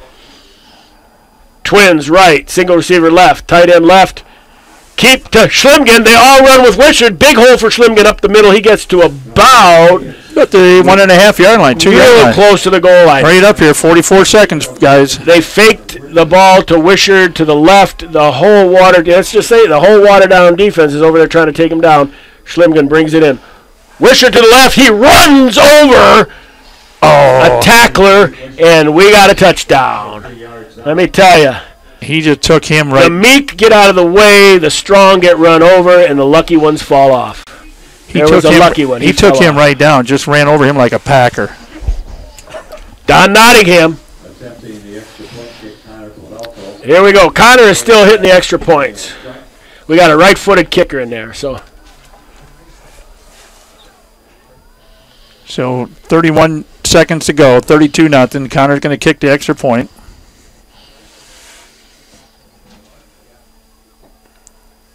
Spotted, booted, it's up. And I see a post here. It's good.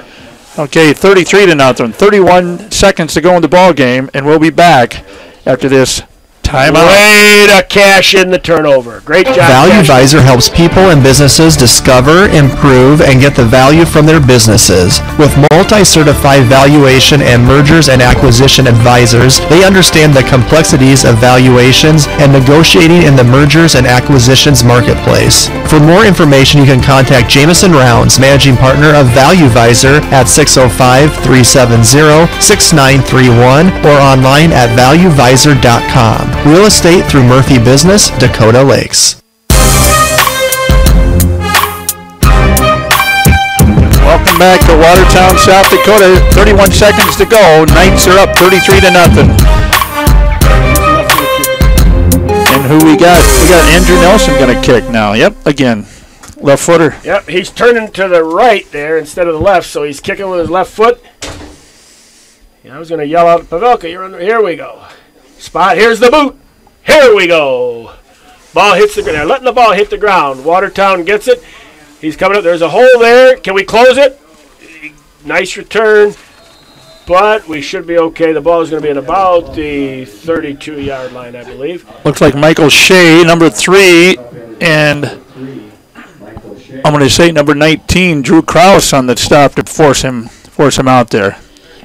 Good job by the coverage team. So here comes Watertown, 23 seconds. Ball on the 33, on O'Gorman 33, going into the wind, Coach. I got to believe he's kind of thinking about, why did I go for it on 4th and 7 deep in my own territory? I hope he's thinking about it. Okay, it looks like they're not going to sit on the ball. They come out in a spread set. Trips light, but here's the handoff right in the middle. O'Gorman is going to, there it is. They'll make the play for no gain. Clock's down to 15, 14. I don't think they'll get another one off. And I see number 5, John Kunkel, back in there now. He's been hurt the last few games. It's nice to see him in there. It looks like he was kind of stripping the ball away. And we're heading for halftime. Halftime, 33-0. Knights lead here in Watertown. So we'll be back for the halftime show right after these commercial. Thank you, sponsors, for supporting Real Presence Radio and the O'Gorman Knights.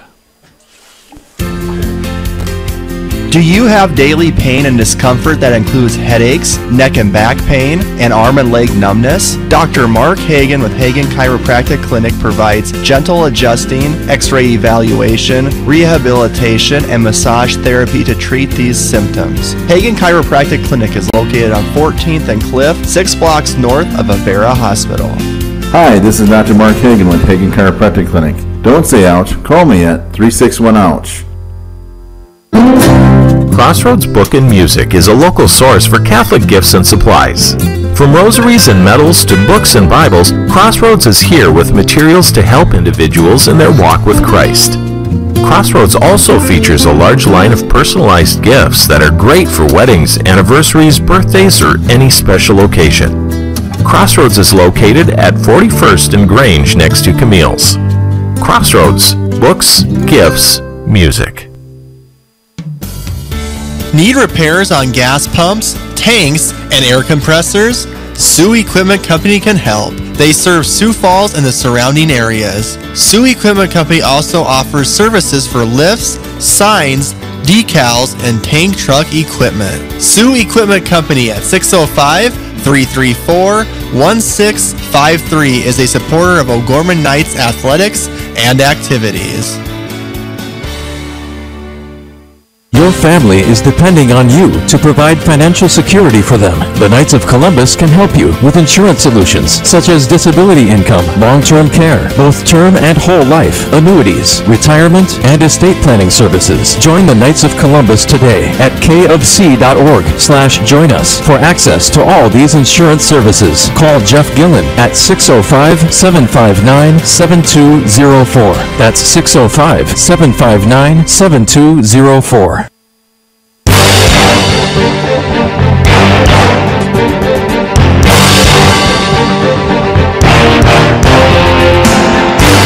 From the Real Presence Radio Network, welcome to the O'Gorman Knights Halftime Show, brought to you by your Knights of Columbus field agent for Sioux Falls and the Southeast South Dakota area, Jeff Gillen.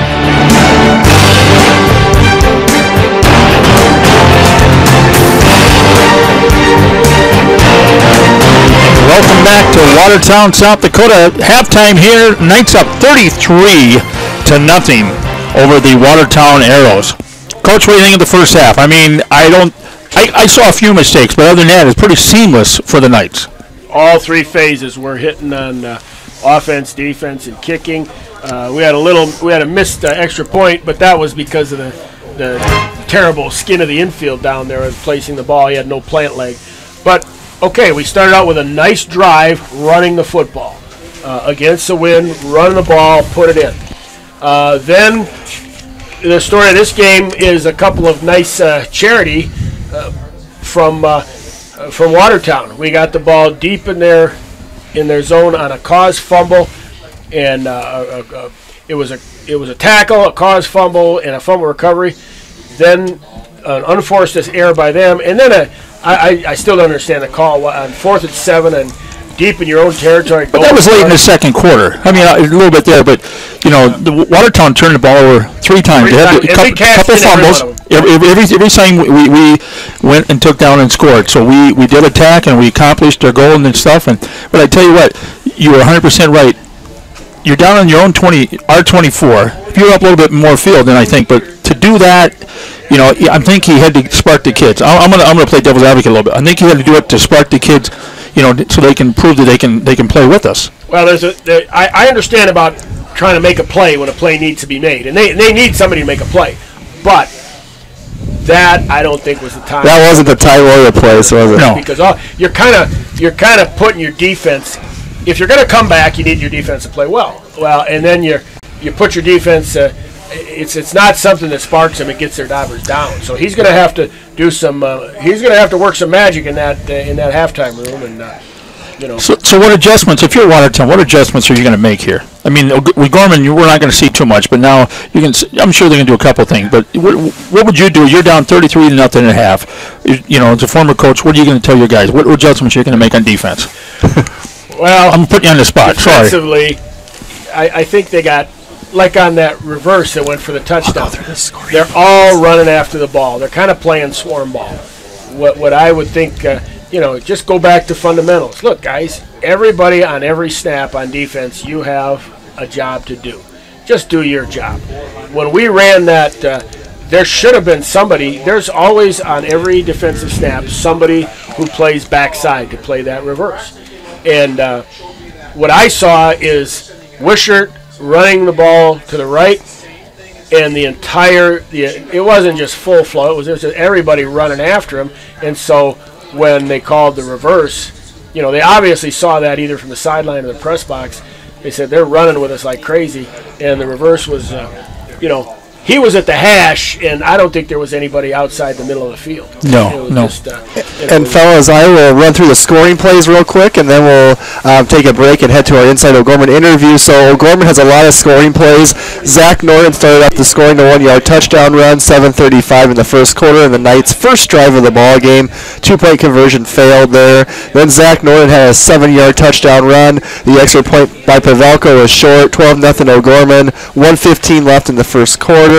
End of the first quarter was 12-0 Knights. The first play of the second quarter, Tip Ryman, the fullback, 4 yards out to make it 19-0 O'Gorman, followed by an extra point, which is good by Pavelko. Sam Stucco had a 10-yard touchdown run on a reverse play to make it 26-0 with 3:41 left in the second quarter. And the final score of the first half came from the bowling ball. Tate Wishart, 2 yards out, 33-0 O'Gorman with 31 seconds left in the second quarter. And that's your score right now, 33-0 O'Gorman Knights. We're going to take a commercial break. When we come back, we're going to hear from O'Gorman girls tennis coach Don Barnes. His girls competed at the state tennis tournament yesterday and today. And we'll talk to Coach Barnes, and then we'll give you an update after the interview on how the Knights girls did. Don't go anywhere. Ferendorf Family Chiropractic and Wellness is a third-generation chiropractic practice focusing on inspiring patients to take control of their personal health and the health of their families. Dr. Eric Ferendorf is a 99 O'Gorman alum and is a proud third generation of O'Gorman Cathedral High School graduate, following in the footsteps of his grandfather and uncle. Ferendorf Family Chiropractic and Wellness, formerly known as Village Chiropractic Clinic, is located on the northwest corner of 49th Street and Southeastern Avenue. You can reach them at 605-334-8000. Community.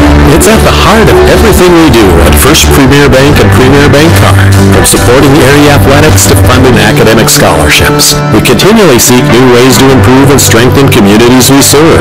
At the heart of these communities are people, our customers and our employees. We work hard to ensure our customers are successful and our communities thrive. It's the Premier way. It's what community banking is all about.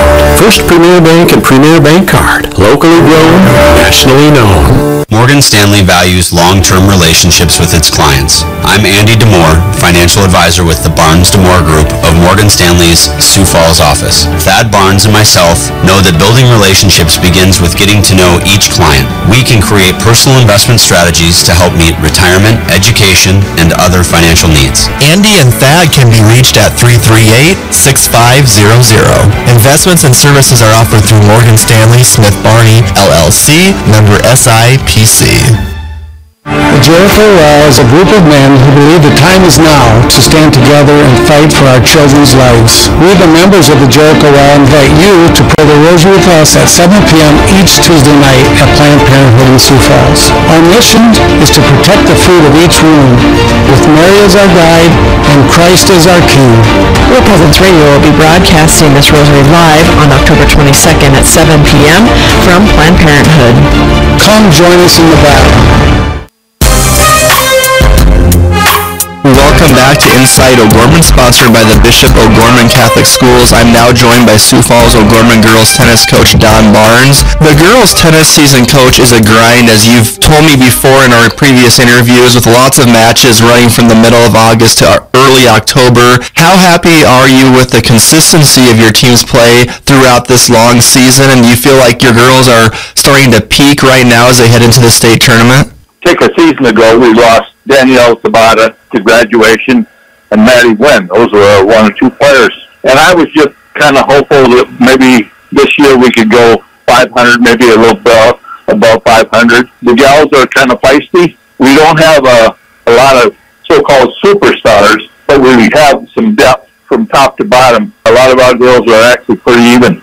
We just have matches where some win and some will lose, but the balance of our team makes us a pretty competitive team.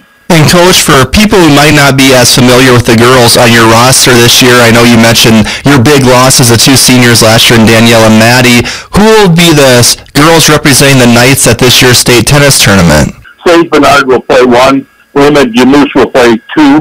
And they will play doubles together as well. Then it's going to be Ella Bernard at 3, Maya Jamus at 4, and they will play doubles together. And then it's going to be Race Abdallah and Sydney Bright at 5 and 6, and they will play doubles together as well. Awesome. And then, Coach, can you talk about what girl, or maybe there's been some, maybe girls who have improved the most now compared to the start of your season back in August? Our number 4 gals had a good season. Actually, our number 6 gal is undefeated, and she's the number 1 seed, not to put the black cloud over her, but she's had a heck of a year. And Grace Abdallah, after some service double fault problems, she's really come a long way as well. So we're solid at the top 3. Sage Bernard, Rima Jamus, and Ella Bernard. They're probably the consistent type players. They've won some, they've lost some, but what our team's strength is just the consistency of some matches have tough opponents and lose, and we get picked up from somebody else down below, or somebody wins the top. It's just a consistent team. They all kind of help and feed off each other. And you have 2 seniors on your squad, Coach, and Sage Bernard and Rima Jamus. What has it been like for you to coach those 2 girls, and maybe talk about the impact they've had on some of your younger girls on your squad? Well, Rima Jamus is kind of a mother hen, and she kind of makes sure that all the young kids, the newbies, so to speak, are taken care of, and she kind of watches over them and makes them feel welcome to the team. 2 seniors have been good with our, not just the rest of the varsity, but the overall team. And Coach, how would you compare this year's field of girls teams in the state tournament, maybe compared to previous seasons with teams competing for those top spots? And do you see like Lincoln as the favorites to win it? Yes, Lincoln's definitely the favorite. There's some other competitive teams. Watertown is very strong. They have 2 seniors at the top, actually 3 seniors at 1, 2, and 3. Tommy Moore has, Anthony Scott had a big win over Johanna Bauer this past weekend. Theirs have a lot of depth as well. Aberdeen Central has come a long way as well. They've got a couple of seniors at the top. They've surprised some teams, done well. Brandon Valley, they've still got depth on their team. So there's 5, 6 teams that are kind of in the hunt, can pull some upset along the way, and even with Lincoln as the favorite, the tournament's going to be very competitive.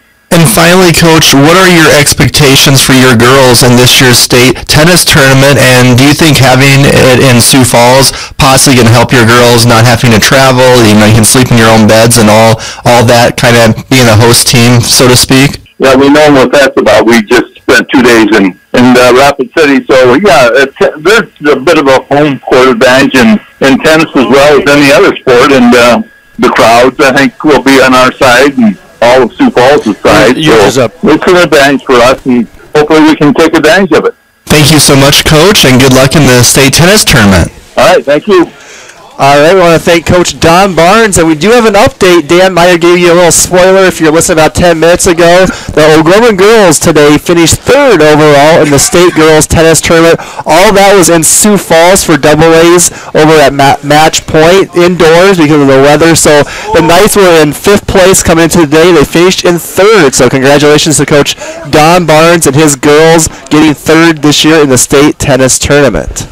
And Coach Barnes, he's been around a little bit, not as long as Keir. He was coaching in the 70s back in the day at O'Gorman, so really, somebody else had been an old-timer like that? Wow, I mean, no, Don's a great guy. If you're looking at us on our YouTube page, you can see the snow's coming down pretty good, and so it's... Show the O'Gorman faithful. Well, that's what I had on there a little bit ago. Here's the O'Gorman. There's the O'Gorman. That's Cynthia Jones. I can see him from here.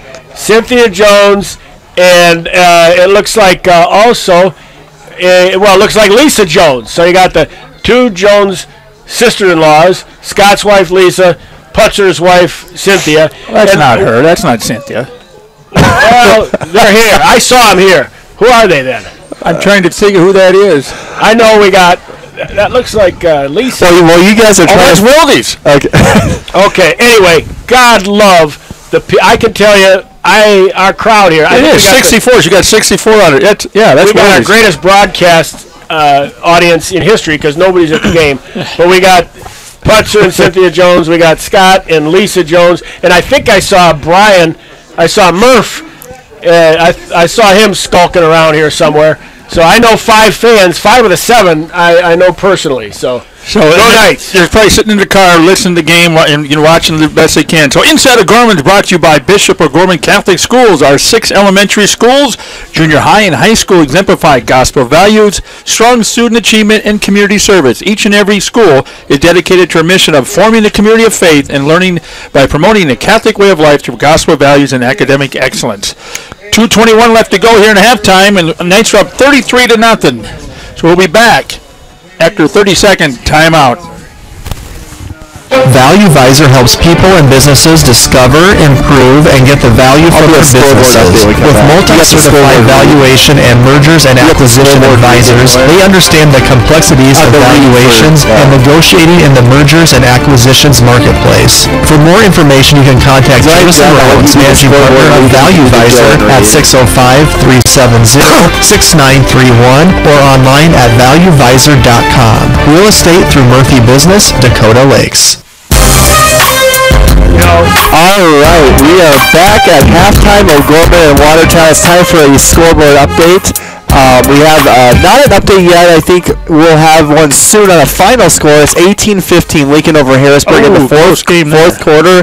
Over at Howard Wood in Sioux Falls, Stevens and Aberdeen Central and Aberdeen's postponed till tomorrow night at 6. Brandon Valley leads Washington at Brandon 21-0 at halftime. Roosevelt and Rapid City Central has been postponed, I believe, till Monday night up in Rapid City. Double A games going on tonight. Well, the big matchup, it's not really a big matchup. Pier 26, Brookings is 0 in the second quarter. So 6-0 Brookings and 6-0 Pier. The Governors 26-0 in the capital city in the second quarter. Sturgis Brown at Mitchell has been postponed until tomorrow night in Mitchell at 6 o'clock. And then Yankton's leading Huron 12-8 at half. And that is the scores right now. The scoreboard update brought to you by Jamison Rounds, managing partner of Value Visor. Value Visor helps people and businesses discover, improve, and get value from their businesses. Jamison can be reached at 605-370-6931 or online at valuevisor.com. Real estate through Murphy Business, Dakota Lakes.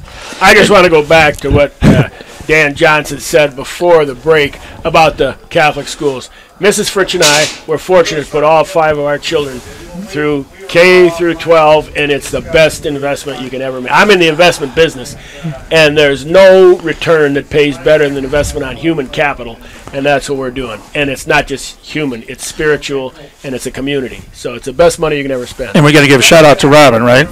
Well, Mrs. Fritsch is kind enough to let me do this. Okay. And like everything else, love you, hon. And I know you'll point out any shortcoming that I commit. So. Tonight's halftime show to Sioux Falls Growing Knights has been brought to you by Jeff Gillen, your Knights of Columbus field agent for Sioux Falls and Southeast South Dakota. For term life or whole life, long-term care insurance, retirement planning, Jeff can be contacted at 605-759-7204. Jeff Gillen, Knights of Columbus Insurance. We thank Jeff for the sponsor of the halftime show. So here we start the third quarter. Knights will get the ball here, and here's Coach. Watertown Arrows kicking off from west to east. We got snow coming flat from the west. And here's the run up. Here we go. And we got, oh boy, it's in the corner. Touchback. So the Knights will be taking the ball out. Wow. Into the teeth of a. I thought maybe he was going to kick that to Kransberg. that could have been. It could have gone all with the wind. I mean, the only conditions, I don't know if you ever watched the show The Deadliest Catch, where the snow is flying in the Bering Sea into guys' faces, but these guys are tougher than those guys on Deadliest Catch. So here we go. Let's see. I love that. I love that show, Coach. Knights are coming out, old school. Quarterback's underneath the center. We're going to call that I formation. We got Maury Damkroger at fullback. Pitch out to Jeff Kinney running left. It's a Nebraska sweep. And nice job by Watertown. Gets a couple yards, but that's okay. Tegan Schlimgen's in there as quarterback. Schlimgen pitching out to, is Norton at tailback or who is at tailback? I couldn't see. Norton's 13, so I don't think he was back there. No, I think it's Tate. Okay, here we go. I'll get a better look now because they're up beyond the post. Okay. Now Norton's back there. Knights, two tights. Split receiver, flank left. Roll out in the flat. Catch by Riemann. Makes a move. It's going to be close. Ryman with the first down. Check that. Ryman with the first down into the teeth of the gale. You notice how he's gotten in the offense more the last 3 games? He's really kind of picked it up. Okay, we got a final. We got a final down there in Sioux Falls at Howard Wood.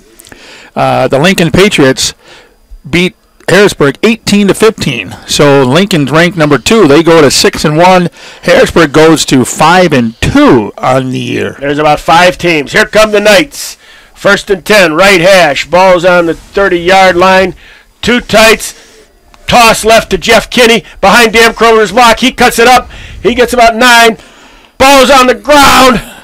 Oh my goodness, we turned it over. Fumble. Sudden change, defense. Got to rise up. Got to rise up, D. And a cold ball like that coming out of half, it's kind of, It wasn't a real hard hit. No. It was a nice play. I think, like sometimes defenders try and strip rather than tackle, and that was a case of that. And you just got to get that ball up over your heart. 4 points of pressure, 5 in traffic, and heads up play. Now the defense has to rise. We got to turn around this sudden change right now. The ball's really hard. It's wet, Here we go. Watertown is going to have the ball 1st and 10 on the right hash. It's on about the 37-yard line. Time for Knights D to bow up. They're in the pistol. Haven't seen that yet. We got some pressure. Back to toss. Throwing deep down the middle. Caught! Touchdown, Watertown. Nice job by the receiver. Well, we're just going to have to push reset. And he went right over it, jumped over Alec Kowalczyk for the touchdown. That's their tall receiver. Yep. He's 6'1". Was it 2? No, it wasn't 2. Their receiver, they have one tall receiver there, and the quarterback had time, threw the ball up high, and nice job by the receiver catching the ball at the high point. Caught it about the 7, took it in for the Watertown touchdown. Here they go for the extra point. Spot. Here's the boot. It's through the uprights. Your new score is O'Gorman Knights 33. Watertown Arrows on the board with 7. It took a minute and a half off the clock for the Watertown Arrows to score. So Knights up 33-7 here. It just started the third quarter. So we're right back after this timeout. Community. It's at the heart of everything we do at First Premier Bank and Premier Bank Card. From supporting area athletics to funding academic scholarships, we continually seek new ways to improve and strengthen communities we serve. At the heart of these communities are people, our customers and our employees. We work hard to ensure our customers are successful and our communities thrive. It's the Premier way. It's what community banking is all about. First Premier Bank and Premier Bank Card. Locally grown, nationally known.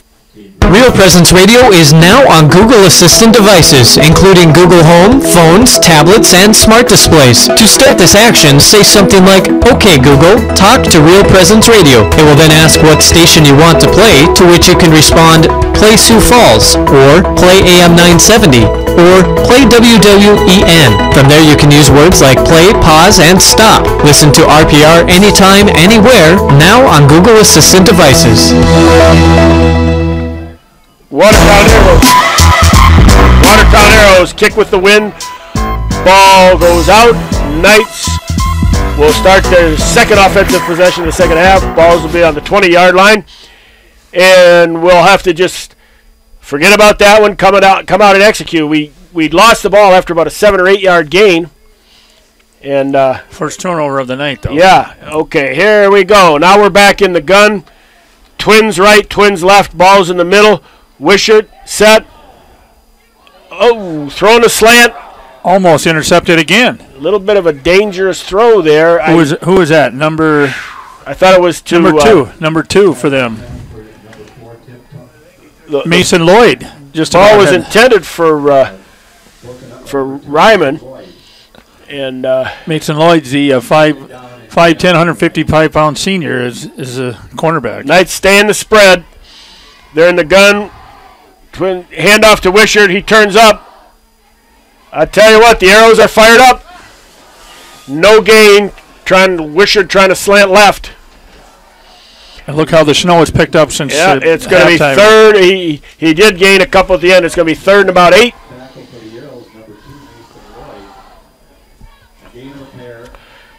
And the Knights will break the huddle. Third and 8, ball is on the left hash. 22-yard line. Okay, we're in the spread. 2 tights, 2 fake to Wishart. Throws over the middle, caught on the crossover by the big guy. Tip right for the first down for the Knights.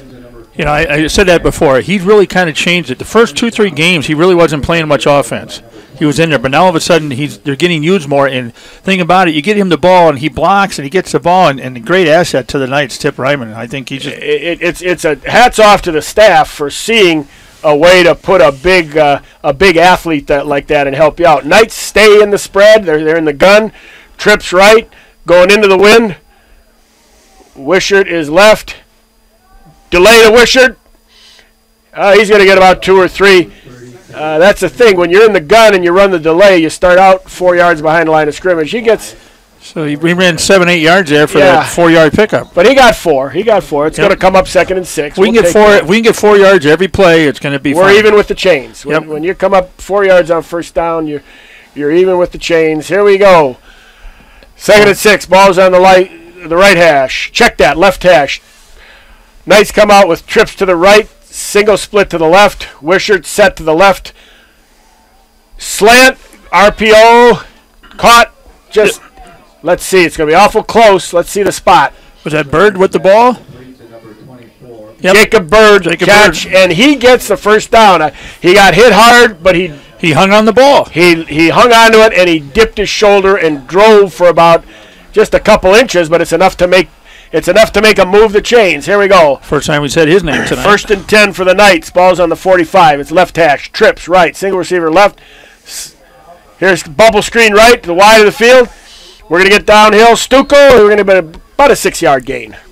Pavalco, 14. Connor.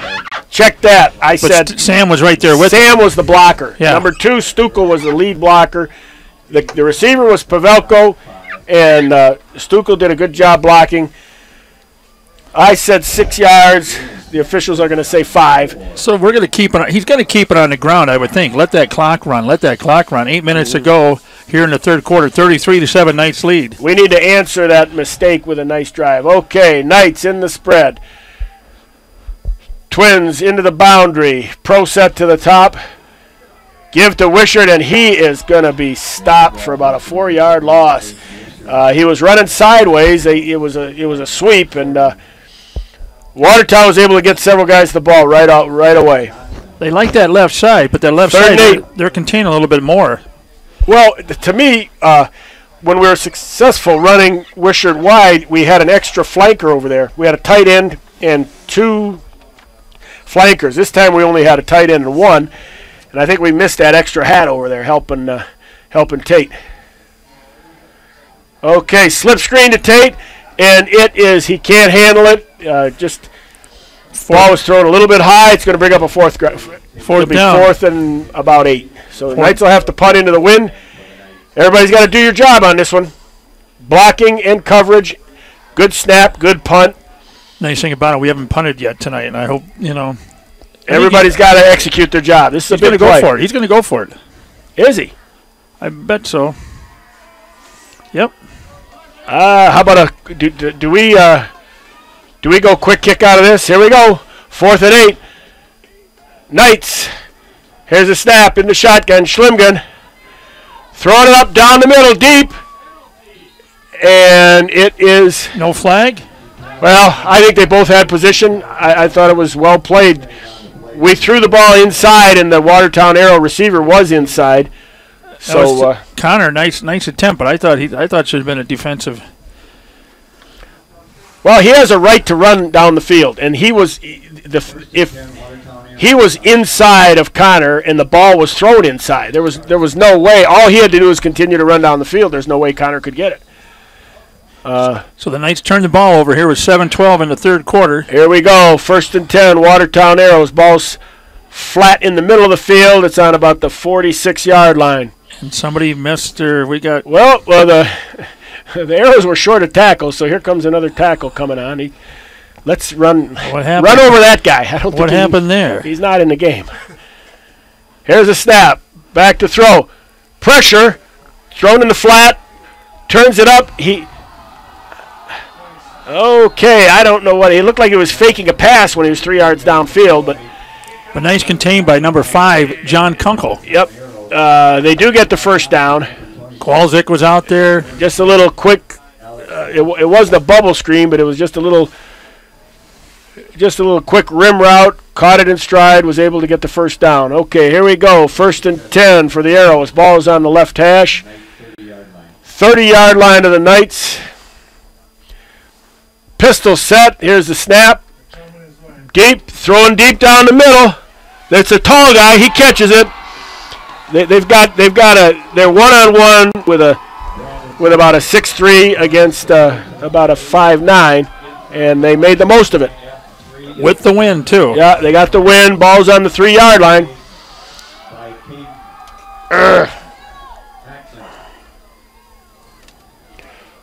Okay, 1st and goal. It's left hash. Ball's on the 4-yard line. Let's bow up in the red zone here. Quarterback keeps it.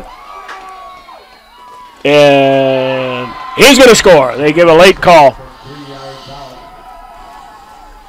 So that makes it the fullback up the middle, kept it, ran left, was able to get in the end zone. That makes it 13-33. Knights still up for 6:25, and here comes the Arrows for the extra point. Okay, they're going to kick it.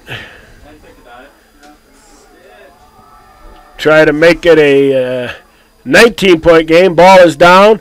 Here's the boot, and looks no good. Wide right. Wow, that's gonna. That is now it's a 20-point game. Okay. Well, I wonder if I don't know.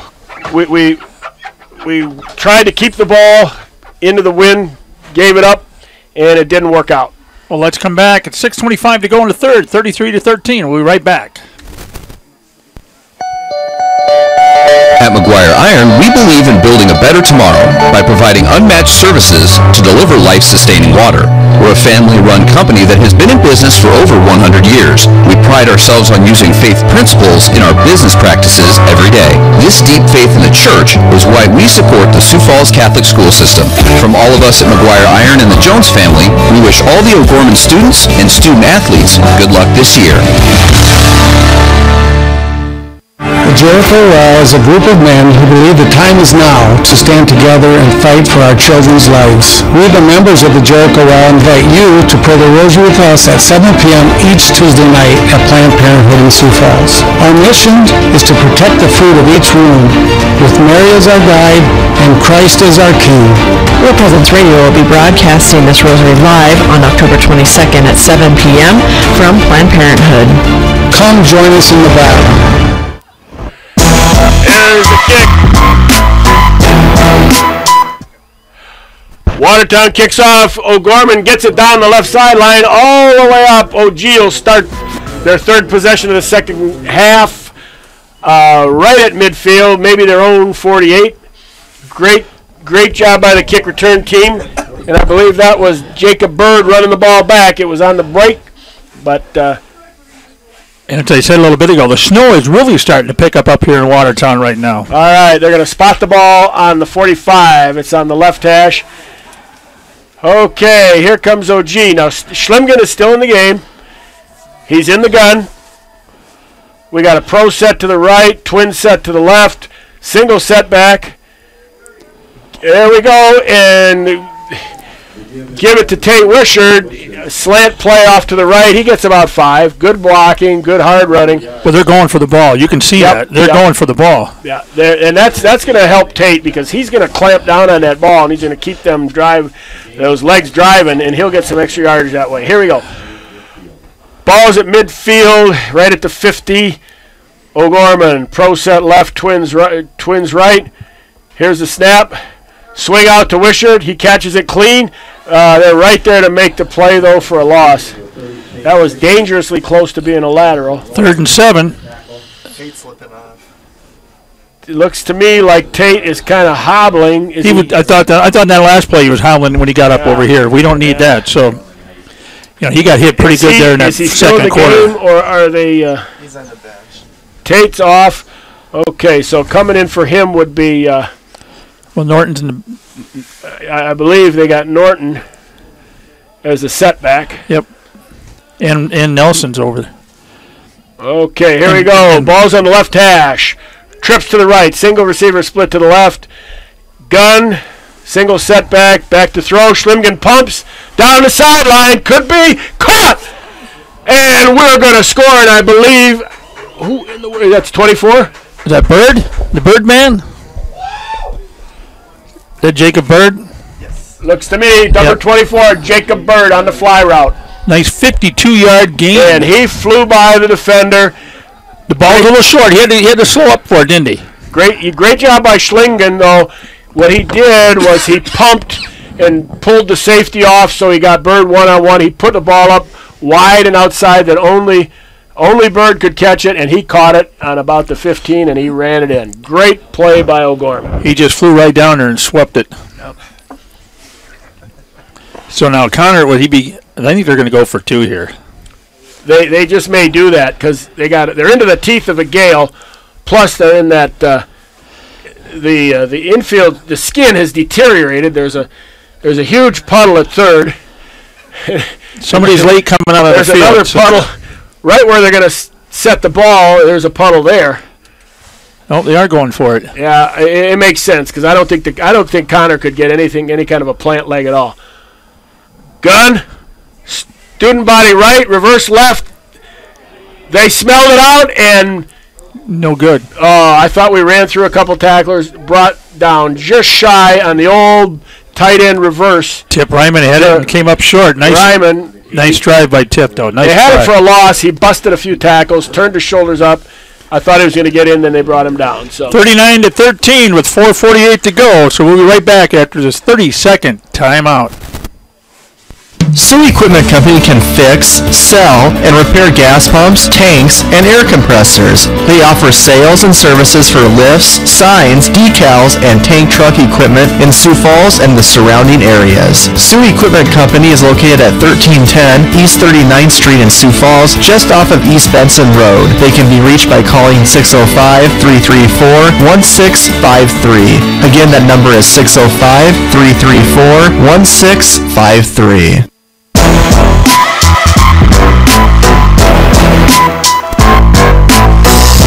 Knights answered. Washington Warriors were buzzing, but check that. Watertown Arrows. Washington was last week, Coach. Yeah, I know. I saw it. I just forgot it. But anyway, Watertown Arrows were buzzing, and they had thoughts about making this a ball game. Great drive by the Knights. Nice execution. Schlimgen to Bird for a 50-yard touchdown pass. Here's Pavelko with the kick. There we go. Fielded by the Arrows. And right there. Okay. He caught it on the run. High short kick against the wind. It's a pretty good kick. But they're going to put the ball in play at, I believe, 35. Their own 35-yard line. 35, 4:40 go, 39-13 in the third quarter. Watertown has the ball. We need to bow up in this third quarter and get through this without any points, and then hope to get the wind. And it is really, the wind is a tremendous factor. And they're gonna put it up. Yeah, they're going to put it up. On this side, they got their tall wide receiver deep. So he's going to make some adjustments on against defense. Look at the difference there. So we just have to play perfect technique, and what we need is some heat on the passer because we're asking an awful lot out of our corner. Straight back, short over the middle, good tackle by Kowalczyk. We'll give those all day long. It's about a 4-yard gain in the middle. The clock keeps running. Yeah, we like those. Matacek. Check that. I said Kowalczyk. It's Matacek. Joe Matacek on the tackle. But like you said, pressure there. Another second or two, he would have had him for the sack. Here we go. They get about 6, 2nd and 4, but they're burning clock. So come on, let's get some heat. Front 4. Here's back to pass. Again, outcut, complete. Incomplete. Check that. Ball's incomplete. Clock's going to stop. And Bird on the coverage, and he just knocked the ball right out of his hand when he came down with it. He arrived, he had a great strip technique. You could see him drive. It looked like it was complete, but then Bird's inside arm came driving through, and he pulled the left elbow down, and the ball just kind of fell to the turf. So it was an incompletion, but it could have easily been a catch. Here comes Watertown. 3rd and 5. Trips to the left. Single receiver split ride to the right. Ball, he drops it, picks it up, throwing deep down the middle. Oh, my goodness, I thought we were going to pick that one up. It was thrown up for grabs. Logan Jones just about ahead. Jones. Number 16. Hackman was back there. Yeah. Connor was back there. Logan. 3 of them. And it went through Logan, and I thought maybe Caden Hackman was going to pop in and get it, scoop it up underneath. So that brings up 4th and 5 here. But it was great position by Logan Jones because they were running a crosser right in his face, and he didn't bite on. They're trying to get him to bite on that crosser, which he didn't. They're going on 4th down, 4th and 5. Motion to the short side. Fakes to the receiver. They throw an outcut. It's caught. It'll be a 1st down. Nice play. Yeah. Good execution by Watertown. But again, look where he was. Though. We can live with this. This is bend but not break. What hurts is the deep ones. Is the big plays, the explosive plays. We'll give that tall guy all those 5 and 6 yards he wants now. But having said that, they're probably going to go deep here. Here we go. Watertown, 1st and 10. Ball's on the 46-yard line. Pistol. Here's the snap. Let's get some heat. They flush him out, and great job. He's going to be brought down after about a 3-yard scramble. Good heat. Linebacker stayed home, planted their feet, came up and made the play. Clock is running. Cade McCuska. Our inside backers should play at Penn State because that's where they got names like McCuska. Kind of look like them, don't the color of the uniform, doesn't it? Yeah, and they're tough as those guys. Here we go. Everybody split out. Trips run side. They're in the gun. We're bringing pressure. Throwing it up. Great job. Okay, here you got a 5'7" corner against a 6'3" receiver, but he did perfect technique. Right on his hip. Birdman just flew with him all the way. He ran right with him. He pinned his hip, and that ball would have. The only way he's going to catch that ball is if it's between the receiver and the sideline, and it was thrown inside. Jacob Bird had great position. So just do what your coaches tell you. Trust your technique, and unless the guy makes a great play, you're usually going to come out ahead. Here we go, 3rd and 6. Here's the snap. Again, pressure. Swings it out, and he drops it. He had nothing but snow in front of him all the way to the goal line. And McCuska was right on his tail, chasing him down. He would have had to chase him. A little bit in front of him, a little bit overthrew him. But nobody in front of him. Nope. He could have picked up, but Cade was right behind him. And we needed him to drop that one. Brings up 4th and 6 on the 48, on their 48. Let's get a stop here, Knights. 2:57 to go, 39-13, Knights lead. In Watertown in snow. It looked like the snow let up just a touch. I can actually see the field. Yeah. Okay. 4th and about 6. Trips. Motion to doubles. Here again, pressure. Knights. Good throw, good catch, good tackle. It'll be a first down. But they did bring the heat there. That pocket was collapsing on him. He had to get rid of the ball. It was a well-executed play. It was perfect timing. If they would have been throwing deep, I think we would have sacked him, but it was about a 12-yard square in, and there was nobody underneath because both linebackers came after the quarterback, and they were putting pressure on. Okay, they set the change. They start the clock. Ball's on the right hash. O'Gorman moving to the score. Or check that. O'Gorman with her back to the scoreboard. Here's the snap. Looking to throw deep. Now we got him flushed. He's running up. He's going to head for the sideline. He'll have a nice gain. Run out of bounds at about the 20. Out at the 22-yard line. Nice pickup by the Knights. Here we go. Bird running him out of bounds. They're setting, but he did run out of bounds, so they won't start the clock until the snap. We need a stop here with the wind in our face. Brandon Smith, he's 6'5", 195. So we had him hemmed in, but he did a nice job. He stepped up, and then he slid to the side a little bit, and then he saw some. He saw some open field, and he took it. He saw that lane and took off. Here we go. Ball's on the right hash. Watertown Arrows. Trips light. Back to pass. Throwing it over the middle. Caught. Makes a move. He's going to, no, let's see. We have holding. It's either that or the quarterback is down. They might call roughing the passer. Let's see. No. I'm going to have to see what the white hat says here. Holding. They're going to bring it back. Yes. Yep. He's coming back. Because that ball was caught and brought down to about the O'Gorman 5. So. It wasn't holding. It was offsides. Illegal movement procedure. Wow. Now making 2nd and 10 on the 27-yard line here with 2:08 to go. They didn't blow that up right away. Well, here we go. 1st and 15. They must have been some sort of dead ball foul, and they didn't get the play stopped. So usually they 1st and 15. Yes, usually you'd expect them to blow the whistle up and stop it just for injury prevention. Trips to the left, single split right, pistol. Here comes some heat. McCuska. Okay, intercept. Throw it up. Oscar. It's our side. Caught it. We're down the sideline. Here he goes, and Caden Hackman again against a 6'4" guy. Now we got another flag on the field. I don't know what this is. I bet it's a hit. We got 2 flags. Oh, but that's not. It's during the run back. So. It's going to be our ball no matter what. Yeah, but I think it's hit in the back. It might not be that much of a on gain. the 40-yard line, but I think it might have been a low block or block below the waist. It is. So we're going to take it back. Caden Hackman with great technique again.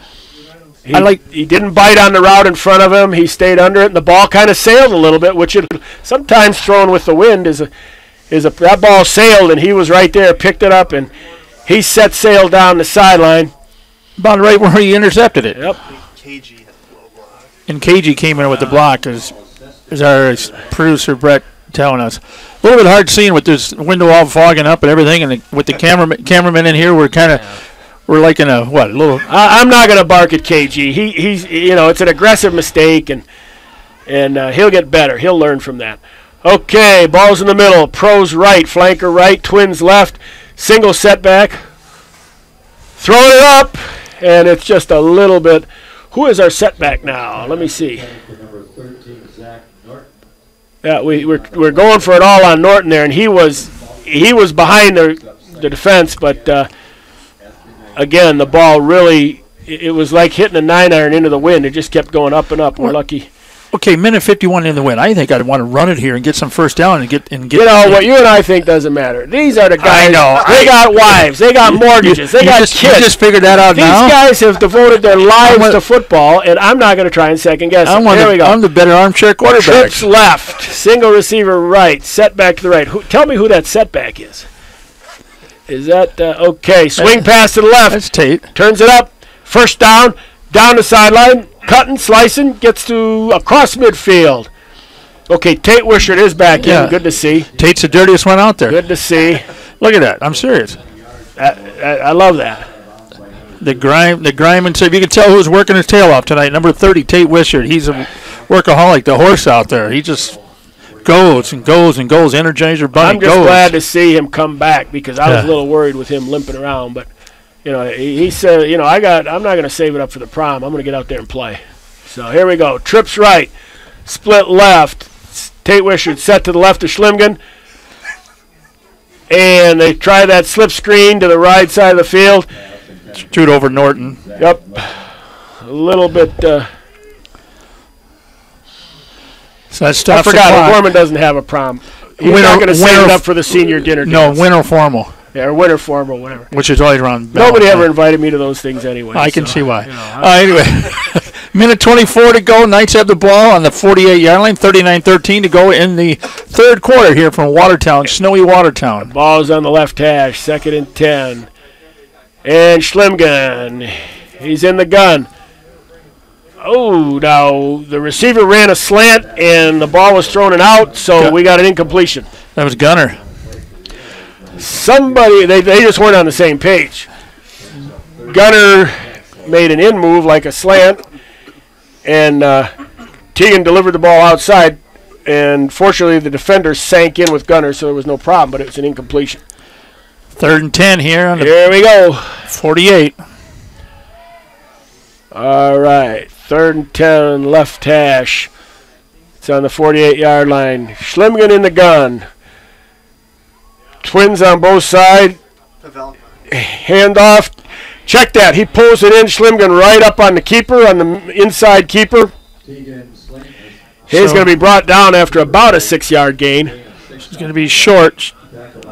And timeout Watertown here with a minute 14 the Arrows, they want to. This is a smart coaching move. They want us to either punt into the wind or go for it on 4th down into the wind. Well, the ball on the 43-yard line, so the wind's picking up pretty good here. Wind hasn't gone down all night, so I don't know. I thought Norton is a pretty good rugby-style punter. Just toss the ball to him and let him quick kick it.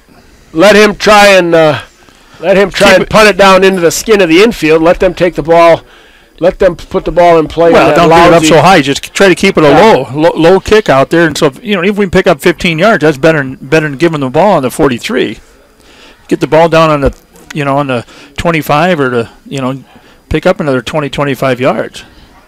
Okay, White Hat says wind the clock. So, what are they going to do? We're going for it. Well, we're lined up. Schlimgen's the quarterback, so I wouldn't expect a quick kick. But we'll find out what Coach has in mind here. Pro set to the wide side, Twins to the short side. Hand off to Wishart. He's bulling forward. Oh, it's going to be close. Oh, we might have to have a measurement. I think he's short. It's awful close. I don't know the way they're. I'd ask for a measurement. Yeah. Well, they're not moving the chains, so. Well, here we go. Here's. Now we're gonna have a measurement. They're gonna measure. Yeah. White Hat just waved his arms, timeout on me. So I think that's the first measurement we've had all year. Yeah, I agree, boy. At Washington last week, they were moving the chains before the ball carrier was even. You don't see measurement too much in high school football. Well, let's see what this does. I think we got a first down myself. We'll see. Depends on the mark. Oh, I think we got it. First down! You got it by about an inch, Coach. Credit card. The width of a credit card. The width of a credit card. Wow. Yep. I'm glad they asked for the measurement though, because that was too close. That was a good spot. The line judge came in from the far side there, and he came right up, and Hey, he sees a spot, he spots it. Yep, he does his job. Minute 5, the clock's running here. We needed that. Here we go. 1st and 10, balls on the left hash. O'Gorman, Schlimgen in the gun. Twins both side. Slip screen, caught. Good reaction by Watertown, about a 3 or 4 yard gain. We're still running that bubble screen with the wideout out there blocking. They're executing it well. I would just say Watertown is reacting. As they see it, they react better and better. The wide guy tries to turn it in. The safety comes over the top, and they're trying to get help from inside. But we still get 4 yards. We're still ahead of the chain. 2nd and 6. Ball's on the right hash. We got to run one more play here. It's on the 35-yard line. Clock is running down. Schlimgen in the gun. Wishart set to his left. Here's the snap. Outcut. Stucco way over his head. Just barely, yeah. Yeah, the ball, again, I think against the wind we're thinking, but that stops the clock. 13 and a half seconds ago. We got another 3rd and 6. Oh, this is critical here. Now they have they have all their timeouts. Yep. So Wishart goes out. Check that. They have 2 timeouts. Wishart went out. Checks out. Connor came in. Pavelka checks in. He'll be set. He'll be at the setback spot next to Tegan Schlimgen. Trips to the big field. Single split to the left. Connor Pavelka. And he turns up. It's going to be short. It's going to be a 4th and about 2. 4th and 2, and that should do the third quarter. Now the quarter runs out. So we're going to flip around. And that gale force will now be with us instead of against us. So, end of the third quarter, Knights 39, Watertown 13. We'll be right back after these commercial timeouts. Your family is depending on you to provide financial security for them. The Knights of Columbus can help you with insurance solutions such as disability income, long-term care, both term and whole life, annuities, retirement, and estate planning services. Join the Knights of Columbus today at kofc.org/join us for access to all these insurance services. Call Jeff Gillen at 605-759-7204. That's 605-759-7204. When you look to the future, is the road there inevitable? It's not. That's why O'Gorman education matters. It's where you'll grow in your faith, be challenged, celebrate, and become part of a community. These are the moments that will shape your life. This is where your path will unfold. What are you waiting for?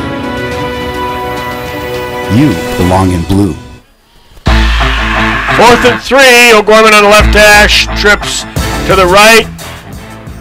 Throwing it over the middle. Almost picked balls down. Will turn it over on downs. In fact, I think he probably could have picked it, but he just threw it away because he would have lost about 12 yards. So it's we're going to first down. Sam Stucco. Watertown's ball, but they're going into the wind now. So defense, just do your job. No big plays. Make them throw short over the middle. Run the clock. The Watertown's going to take and have a hard time putting up into this wind. Well, what we want to do is read the route, break on the ball, and make sure tackles. No big plays. And, we're in control. Here comes pressure. Oh, the pressure's going to get home. No, he gets out of it. Goodness, we had him for a 5-6 yard loss. Quarterback breaks up And he slides for about It was like a grease pig there, wasn't it? Jay whiz. Chief Matt Peters, Makuska was back there. Well, we had pressure from the outside backer, and the pressure got home, but we didn't wrap up. Wrap up, guys. You got to make them tackles. That could have been for, what, 5-6 yard loss? Yep. Shannon dialed up a blitz, and he freed a man up, and maybe we just got too excited. But the one thing we did not do is wrap up. We wrap up. We're looking at, now it's 2nd and short. Okay, Watertown, ball's on the left hash, Twins on each side. Here comes pressure again, throwing it up. They're deep. Oh my goodness, 6'5" receiver, has the ball at the high point. Jacob Bird waits till he comes down. PBU, knocks it out of there.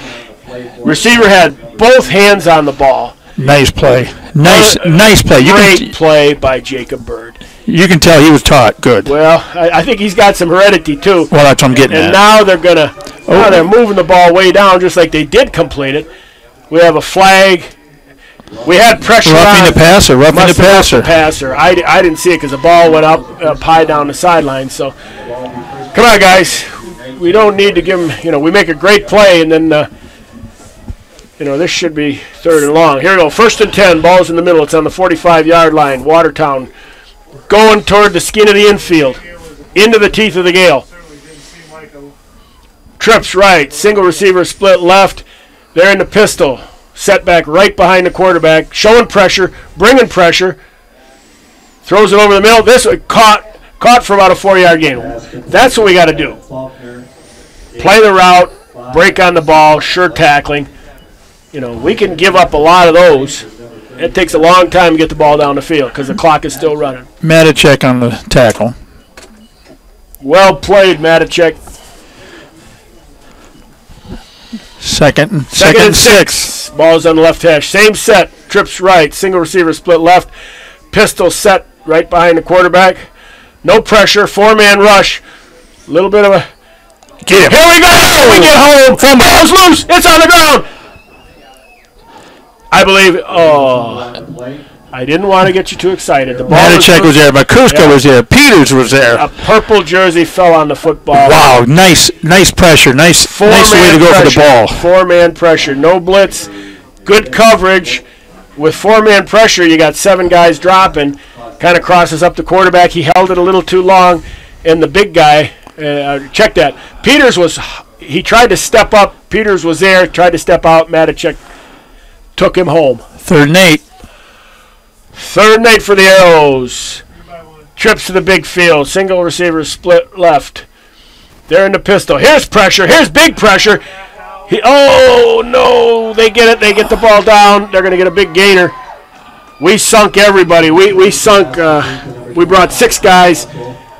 They threw the ball where we came from, completed it. He ran down to about the 15-yard line. It was a high snap. High snap, too.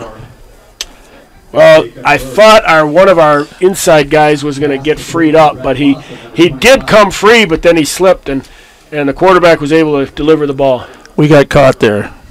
Well, that's the thing. Blitzing, it can be it's feast or famine. Yep. Here we go. They're in the pistol. Trips right. Single receiver split left. Quarterback. Here we go. We were in the twist. Right there. Okay, they complete the ball, and it is right in the mud hole on 3rd base. He's safe at 3rd.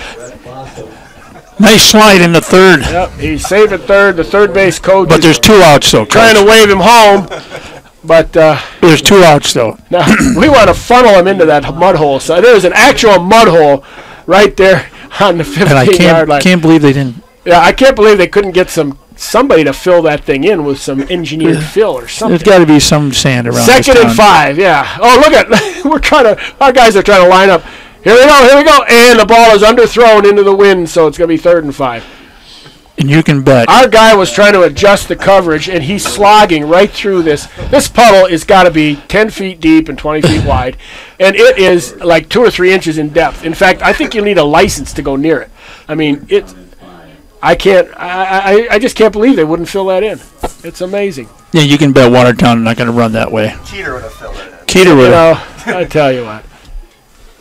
It's amazing because that to me is a danger. It should be a hazard. You need a snorkel there. Okay, here comes the Arrows. Pressure from the. We got a penalty. Somebody moved. O'Gorman lined up with pressure from the outside, and I think we might have got him to jump. Did he jump?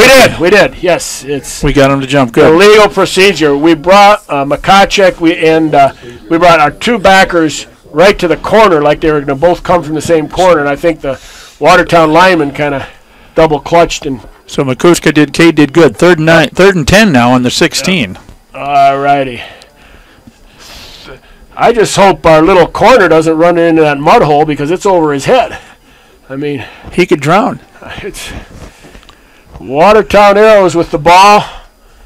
Knights trying to play through a water hazard. Maybe you get a free drop there. I don't know. They should have red flags around that thing. Here we go. Pro set into the boundary. Two split out to the big field. Motion to trips.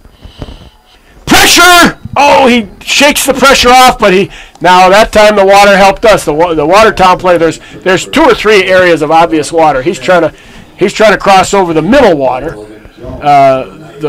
And he wasn't able to plant his foot, and the ball was thrown behind him. It's going to be 4th down. Tip Ryman was right over that. Yeah, we freed up a rusher. I tell you, this Watertown quarterback's got some savvy though. He has evaded the rush several times. He's a big, tall guy. He keeps his eyes downfield, and he hasn't been able to deliver the ball into the wind, but he's able to stay on his feet and try to keep the play going. And you got to take your hat off to him. Okay, 4th down. I don't think they're going for a field goal.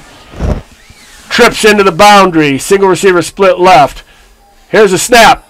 Pressure. Thrown it up. Oh, and they're going to throw it. Yeah. It was one-on-one with their big guy against Jacob Bird. Against Jacob. I don't know. I don't know.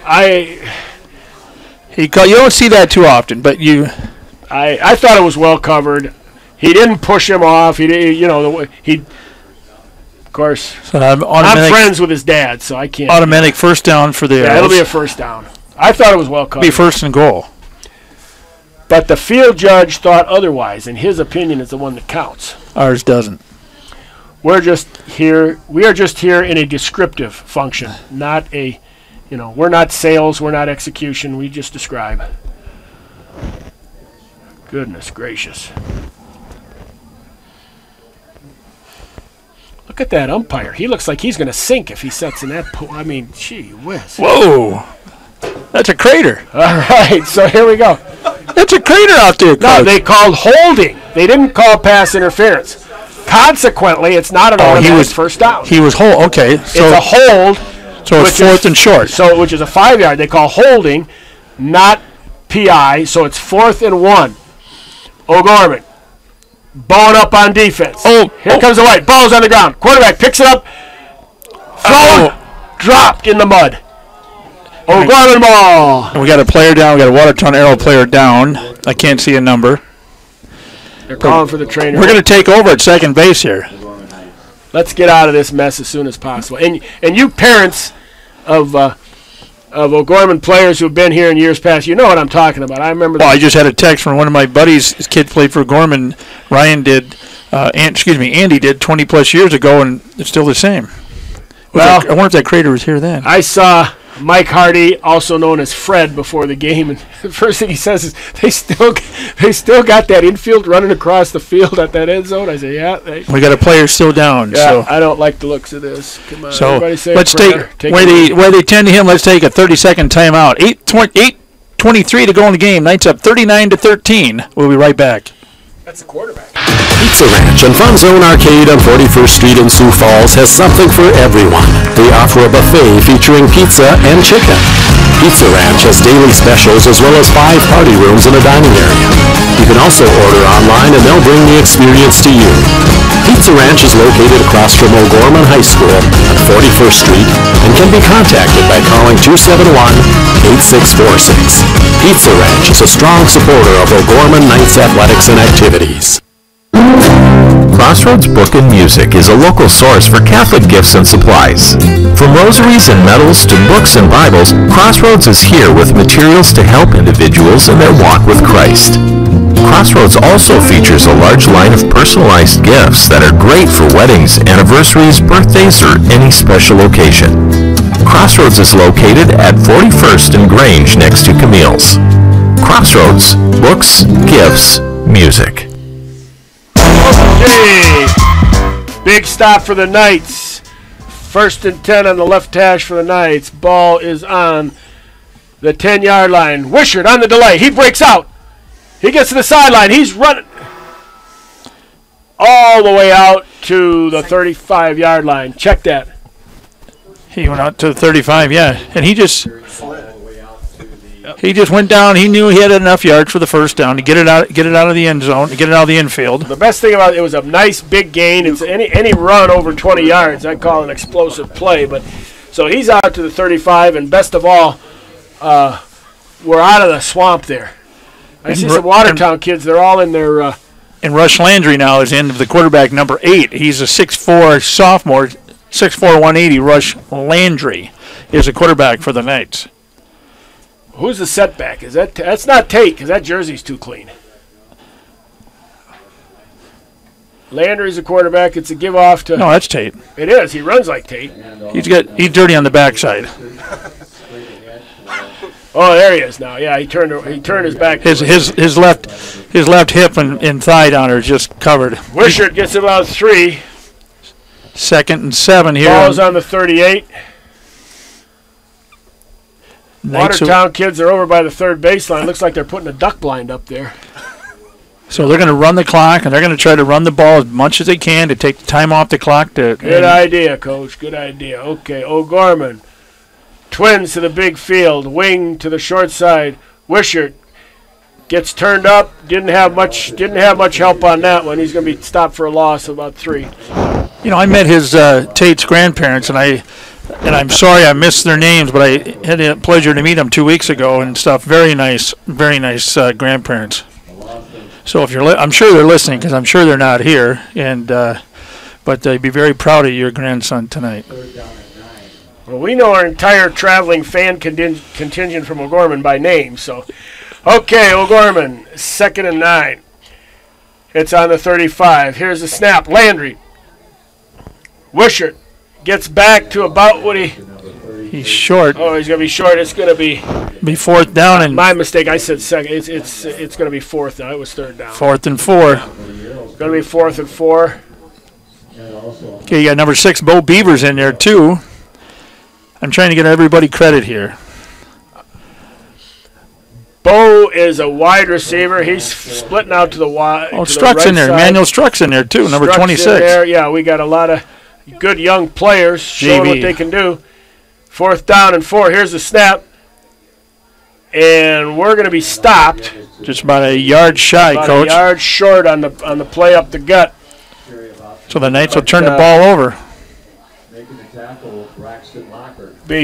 It'll be the Watertown Arrows ball on the Knights 44, but we will have the wind at our back, kind of maybe.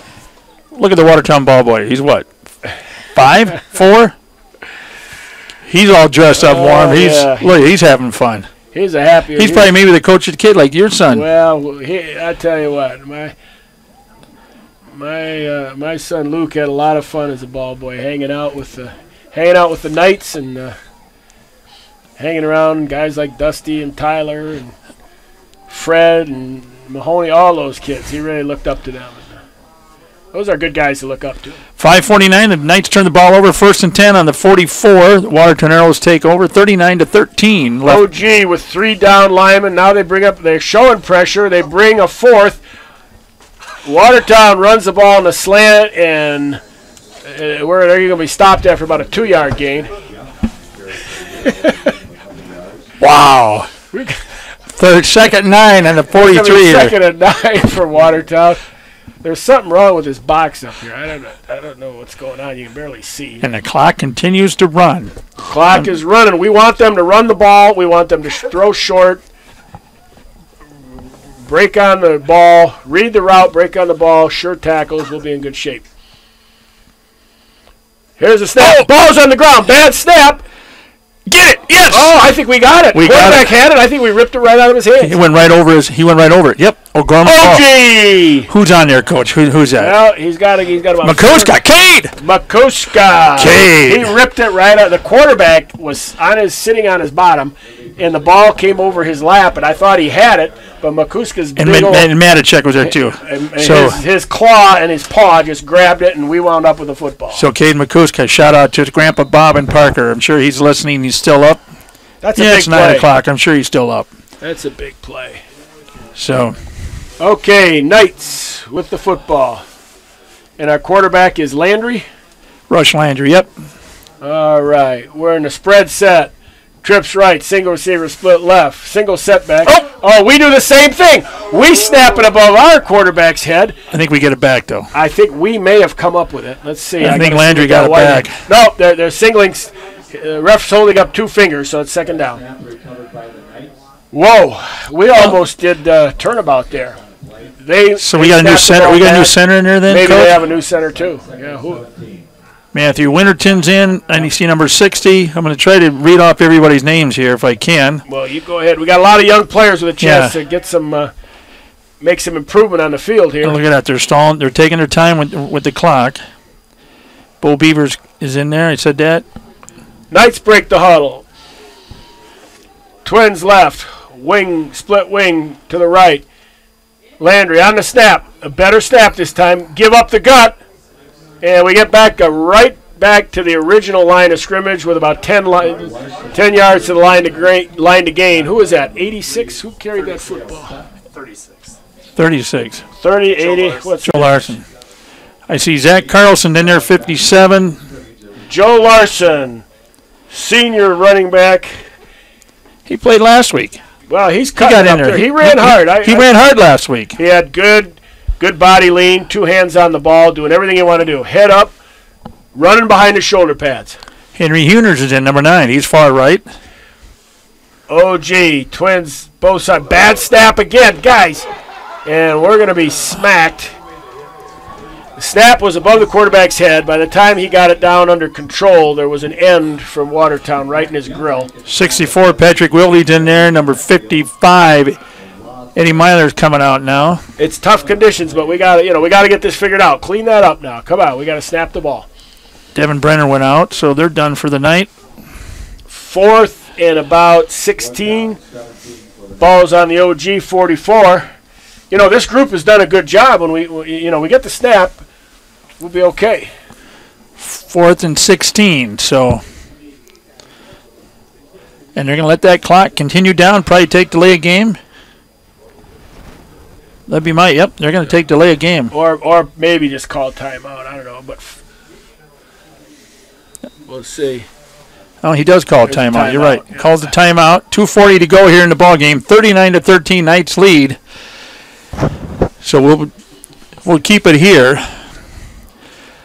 So now we got the JV in here and stuff, but a little bit. Well, these guys, when they're on the field, this is a varsity game. This is their chance to shine. So that's, I hate to see us kind of going sideways here. But again, they've been standing there the whole game for the first three and a half quarters, standing there cold, trying to keep warm and stuff, and then all of a sudden get in there and play ball. So there's going to be some webs and some cobwebs there and stuff. So, but then again, you only get so many times to shine. So we got an update in Pier. So let's shine. Pier 54, Brookings 6. That would be a final. No, 10:29 to go in the 4th. So. Weren't those teams both undefeated? Yes. Whoa. Yeah. But Knights are going to punt the ball. Here we go. Look what they did to Brookings, though. 6-0, 6-0. So there's possibly a chance for them two to meet in the dome. We need a good snap. Oh. We don't get it. Oh, goodness. Oh. We snapped it above our punter. And he got the ball, but he was tackled. Andrew Nelson tried to get it, but it went way over his head. Yeah, and it's going to be a Watertown ball on about the 22-yard line. I'm not sure. 24-yard line. I'm not sure who was the center there, and I won't say his number if I do find out anyway. But he went way over his head. Watertown will take over on the 24-yard line, Coach. But I think both squads are playing young players, so it's not like. Okay, OG sets up 3-man rush, showing pressure underneath on this. It's a give up the middle, and our end comes and makes the play for very little gain. And I don't know who that is. Number 50, Jacob Doden in. Jake Doden. He's been playing, 50. But he's still there. Yeah, he's a player. He's a player. No gain on the play, second down and 10. He lined up deep as a linebacker, kind of cheated up and got a great jump on the ball, and on a dive play that you wouldn't expect him to get to. He got there and got home. Brought the back down. Same play the other side. Bring him down for about a 4 or 5 yard gain by a host of Knights. It'll bring up about 3rd and 10. Check that. It'll bring about 3rd and 6. 72, Lucas Berthelsen is in. Okay. Knights set their defense. Right there, they give the ball up the middle, and we are right there. Oh, who was that, Coach? That was the O'Gorman Knight nose guard. Michael Shea. Michael Shea, number 3, in on the tackle. That was for no gain, so that's going to bring up for the Watertown Arrows 4th and 6. I see 56. Ball's on about the 20, and of course they're going for it. Twins right and left, single setback. Here's the snap. It's a throw. Oh, we thought it was caught, but the ball slithered out. The ball was catchable. Receiver had 2 hands on it. Did not, as they say on Sunday, he did not complete the mechanics of the catch, and it's Knights ball. Turn it over with a minute 6 to go in the ball game. The Arrows turn it over, ball beyond the 19-yard line for the Knights, and I think we're just going to take a couple knees here. Well, here, that's just it. I see the Knight offense running out like a bunch of, they're all young ones, and they're eager beavers, but they're going to at least give a chance. They want to see they want to show Coach what they can do. You know, this is they want to show what they can do, but I think Coach Poppenga is going to say, now, what you get in victory formation, and they're about to run my favorite play, which is, one guy's back there. They're in the I formation. Well, they're probably going to run a play. He's going to step back and take a knee. Nope. No, he hands it to the deep back, and he stood straight up. Met with abandon. Okay, we're under a minute. The clock's behind the line running. of scrimmage. And let me look at this field judge, and we'll say when he winds the clock, and he just did it, so there's 50 seconds on the game clock. We're going to have to snap it once. We have 25 seconds. We have the 25. Let's see how savvy this new quarterback is. Let's see how he runs that clock out. He's got the 25. It's at 35, 34. Oh, we're in victory anyway. He's just going to take a knee. Yep. There we go. And that's your ball game. Final score, visiting O'Gorman Knights, 39. The home, Watertown Arrows, 18. So next week, we got a great game here. Next week, we're going to be at home. We'll talk about that in a little bit. So that's the final, as Coach said, 39-13. So we'll be right back and come back for the locker room show right after this minute timeout. Your family is depending on you to provide financial security for them. The Knights of Columbus can help you with insurance solutions such as disability income, long-term care, both term and whole life, annuities, retirement, and estate planning services. Join the Knights of Columbus today at kofc.org/join us for access to all these insurance services. Call Jeff Gillen at 605-759-7204. That's 605-759-7204. For 32 years, the Catholic Community Foundation for Eastern South Dakota has been helping donors express their gratitude to God for His many blessings by supporting ministries that they designate.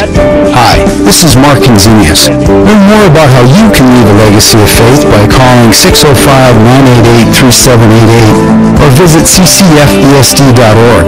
The Catholic Community Foundation, helping people grow deeper in love with Christ by sharing their gifts and gratitude to God. Do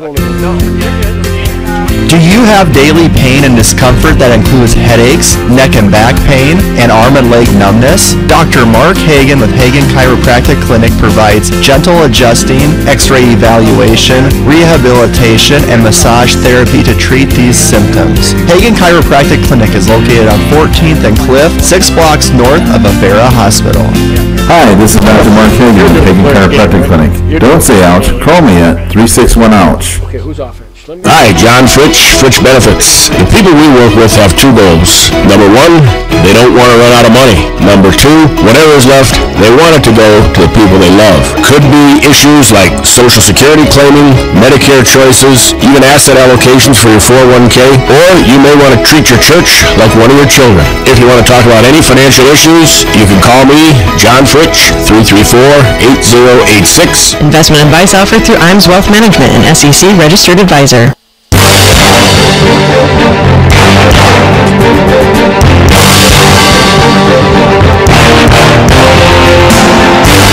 From the Real Presence Radio Network, welcome to the O'Gorman Knights Locker Room Show, brought to you by Dr. Mark Hagan with Hagan Chiropractic Clinic.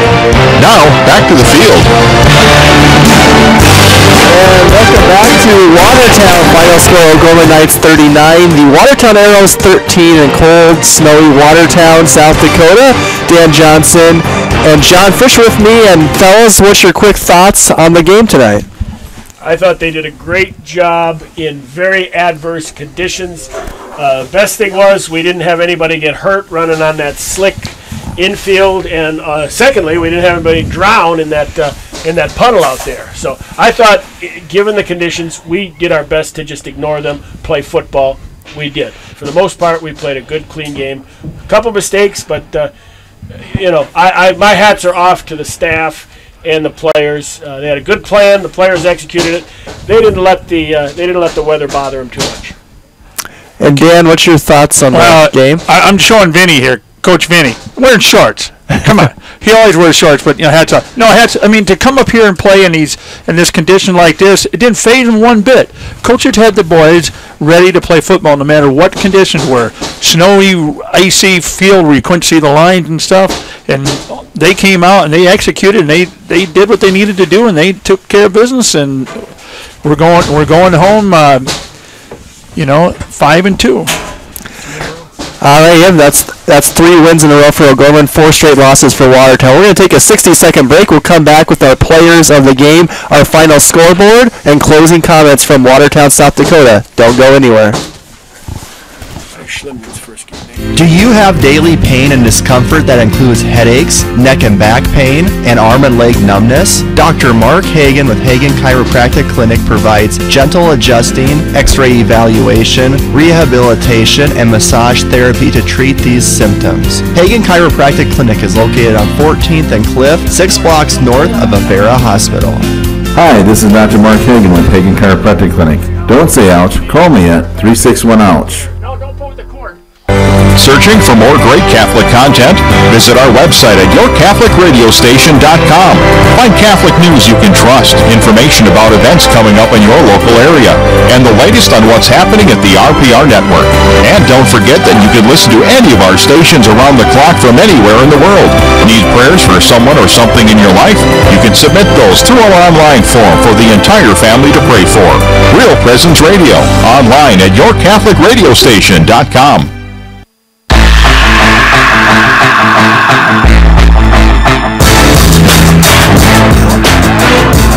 South Dakota. It's an O'Gorman Knights victorious for the third straight time over the Arrows, 39-13. And now it's time for our players of the game, brought to you by Pizza Ranch and Fun Zone Arcade in Sioux Falls. With the offensive player of the game tonight, here's John Fritsch.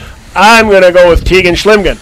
I think in a game like this, with these conditions, it puts a real burden on the quarterback. And I know he didn't start the game. We started out with the running, but the fact is, I thought he did an excellent job managing the game and just keeping the ball under control, not trying to, just doing what the coaches asked him to do, and wound up, whether he handed off or threw the ball, we had the screen game going well. We had some balls down the field, and he executed the offense and executed the game plan very well. He's my O'Gorman Knights Pizza Ranch player of the game. Okay, defense, I could have given it to a lot of people, but tonight I think one person stuck out to me is that he's been hurt, hasn't played that much this year, but when he's gone, we miss him, and he's back. I'm going to give it to number 22, the 5'11", 200-pound senior, Alec Kowalczyk, and I think he just played a fabulous defense. I mean, the other guy did too. Peters, Makuska, Webman, they all did. KG, Ryman, they all did. But I tell you what,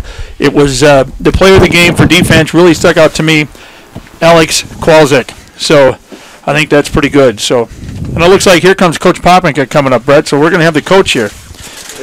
All right, and isn't that a football name, and Alex Kowalczyk? Yeah. All right, I'm going to... Play for Penn State. I am going to switch it out. Whoa. You got cords here. You're tight up here, Coach.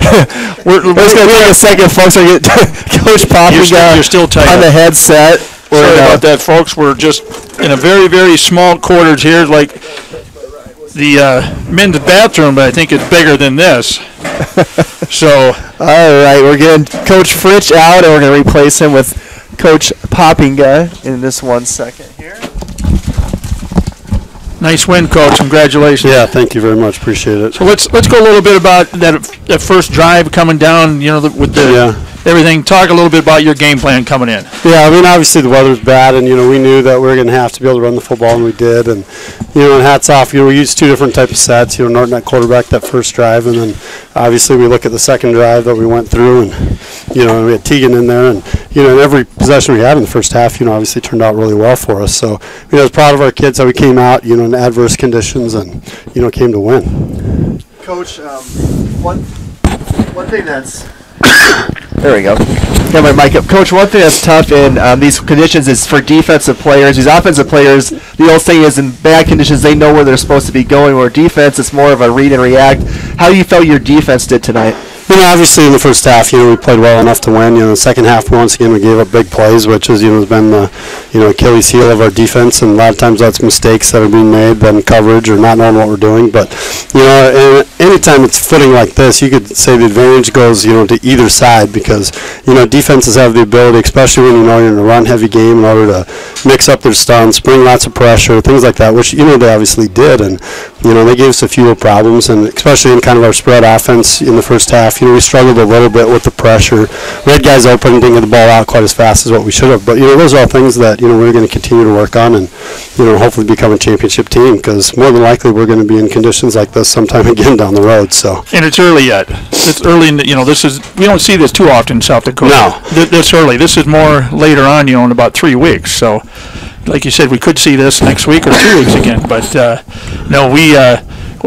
the adverse conditions, I think they stepped up like it didn't even faze them. Yeah, and we worked on that. That's credit to our coaching staff. All week we talked about that. Hey, this is coming. We planned on it being, and actually the conditions weren't as bad on the field as what we thought. We were expecting really wet, sloppy type conditions, and the footing wasn't that bad, except down on the baseball side of the field. So our kids did a great job, especially up front. Blocking. Wishy had a big night. Running the football. Getting first downs for us. And we distributed the ball pretty well. A couple times, once again, pressure bothered us, but other than that, in the first half especially, I thought we executed really well. So coming out of here, what's a positive thing to tell the families back home? Because the crowd wasn't there tonight. I understand. There were some diehard fans. I get it. Oh, yeah. But everybody listen back home. What's a very positive thing to take away for everybody? I think we're learning a lot about our team. Where our strengths are. As the season's gone on, and we've leaned heavier and heavier on our run game every week. And less into the pass game. We just haven't got those big plays that we've kind of been accustomed to over the last 3 years. With Canyon Bauer and Nick Billion, and some of those guys that were getting 20, 30, 50-yard touchdowns, and we just really haven't got that. That we've had to lean on our run game. We have to obviously stay on schedule. We need to get those first downs where we're chunking 5, 7, then we get the 20-yard plays. So those are the things on offense and defensively. We just got to cut out the big play. We need to get to the quarterback. How many times tonight did we have the quarterback where we should have had him sacked and he gets out, and all of a sudden he's gaining yards? So it was like a grease pig back there. It was, but we expect our guys to make those tackles. They made those tackles on us, and it's a credit Watertown's quarterbacks. He's a really good player. All right, Coach. Well, thank you so much for your time. We'll let you go as you get warm and get on the bus, and we'll look forward to seeing your voice against Aberdeen Central next Friday night. Hey, appreciate it, guys.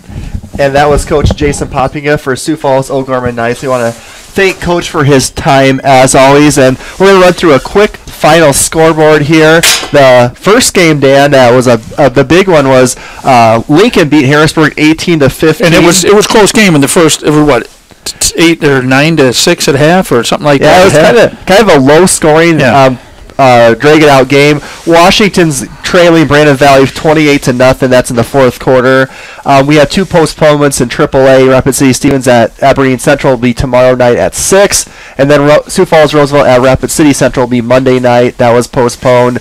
Sturgis Spread at Mitchell is also postponed. Pierre is winning like 50-6 over. So that's the unbeaten teams. Brookings 6-0. And Brookings are number 2, Pierre is number 1, 6-0. Pierre is on top of them. So it looks like, if they keep continuing that way, that can be a chance for the championship game down in actually it's in Brookings this year, not at the Dome. Yeah, that's at Dana Dykhouse Stadium at SDSU. Yeah. Right. Yes, that bad university in South Dakota. And the other final in AA is Huron over Yankton, 15-12 in Yankton. So Huron's 4-3, Yankton's 2-5. Those are our scores tonight. So the night's locker room show is brought to you by Dr. Mark Hagan with Hagan Chiropractic Clinic in Sioux Falls. Don't say ouch.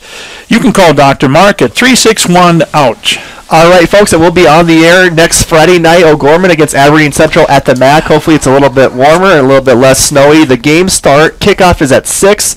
Dan Johnson and Al Benjamin will be on the air about 5:30 for the night's game day show. I want to thank John Fritsch for his play-by-play broadcasting tonight. John had to run and catch a ride.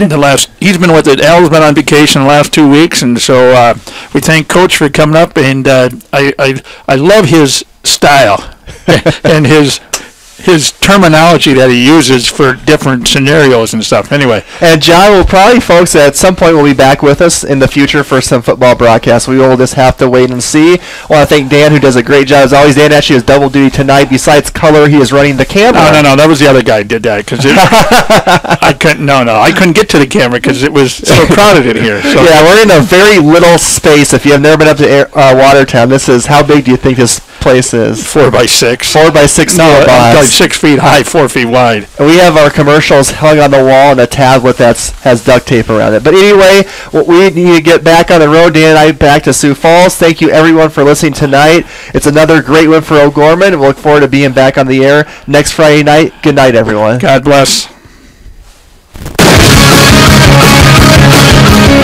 From the Real Presence Radio Network, O'Gorman Knights Football has been brought to you in part by Catholic Family Services, Catholic Community Foundation of Eastern South Dakota, Jardine Construction, Hagan Chiropractic Clinic, Mini Critters, Barnett Vision Clinic, Crossroads, the Barnes DeMoore Group Financial Advisors at Morgan Stanley, Bishop O'Gorman Catholic Schools, Fritsch Benefits Registered Investment Advisor Representative, McGuire Iron, Knights of Columbus Insurance Field Agent Jeff Gillen, Pizza Ranch and Fun Zone Arcade on 41st Street, First Premier Bank Card, Sioux Equipment Company, I. Bailey, Farrendorf Family Chiropractic and Wellness, Mark Promis with Providence Financial, and Jameson Rounds Managing Partner of Value Visor.